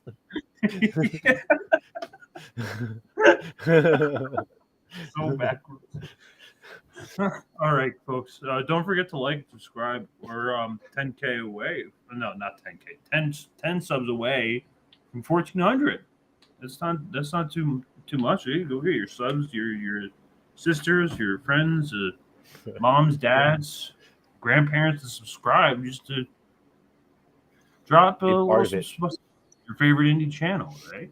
Mm-hmm. We got a lot coming up this week. We got I think there's American Tradition coming tomorrow, and there's also news every Wednesday. And I'll have my solo show on Thursday, same time, 9 p.m. Eastern as well. Do you have anything planned for that already?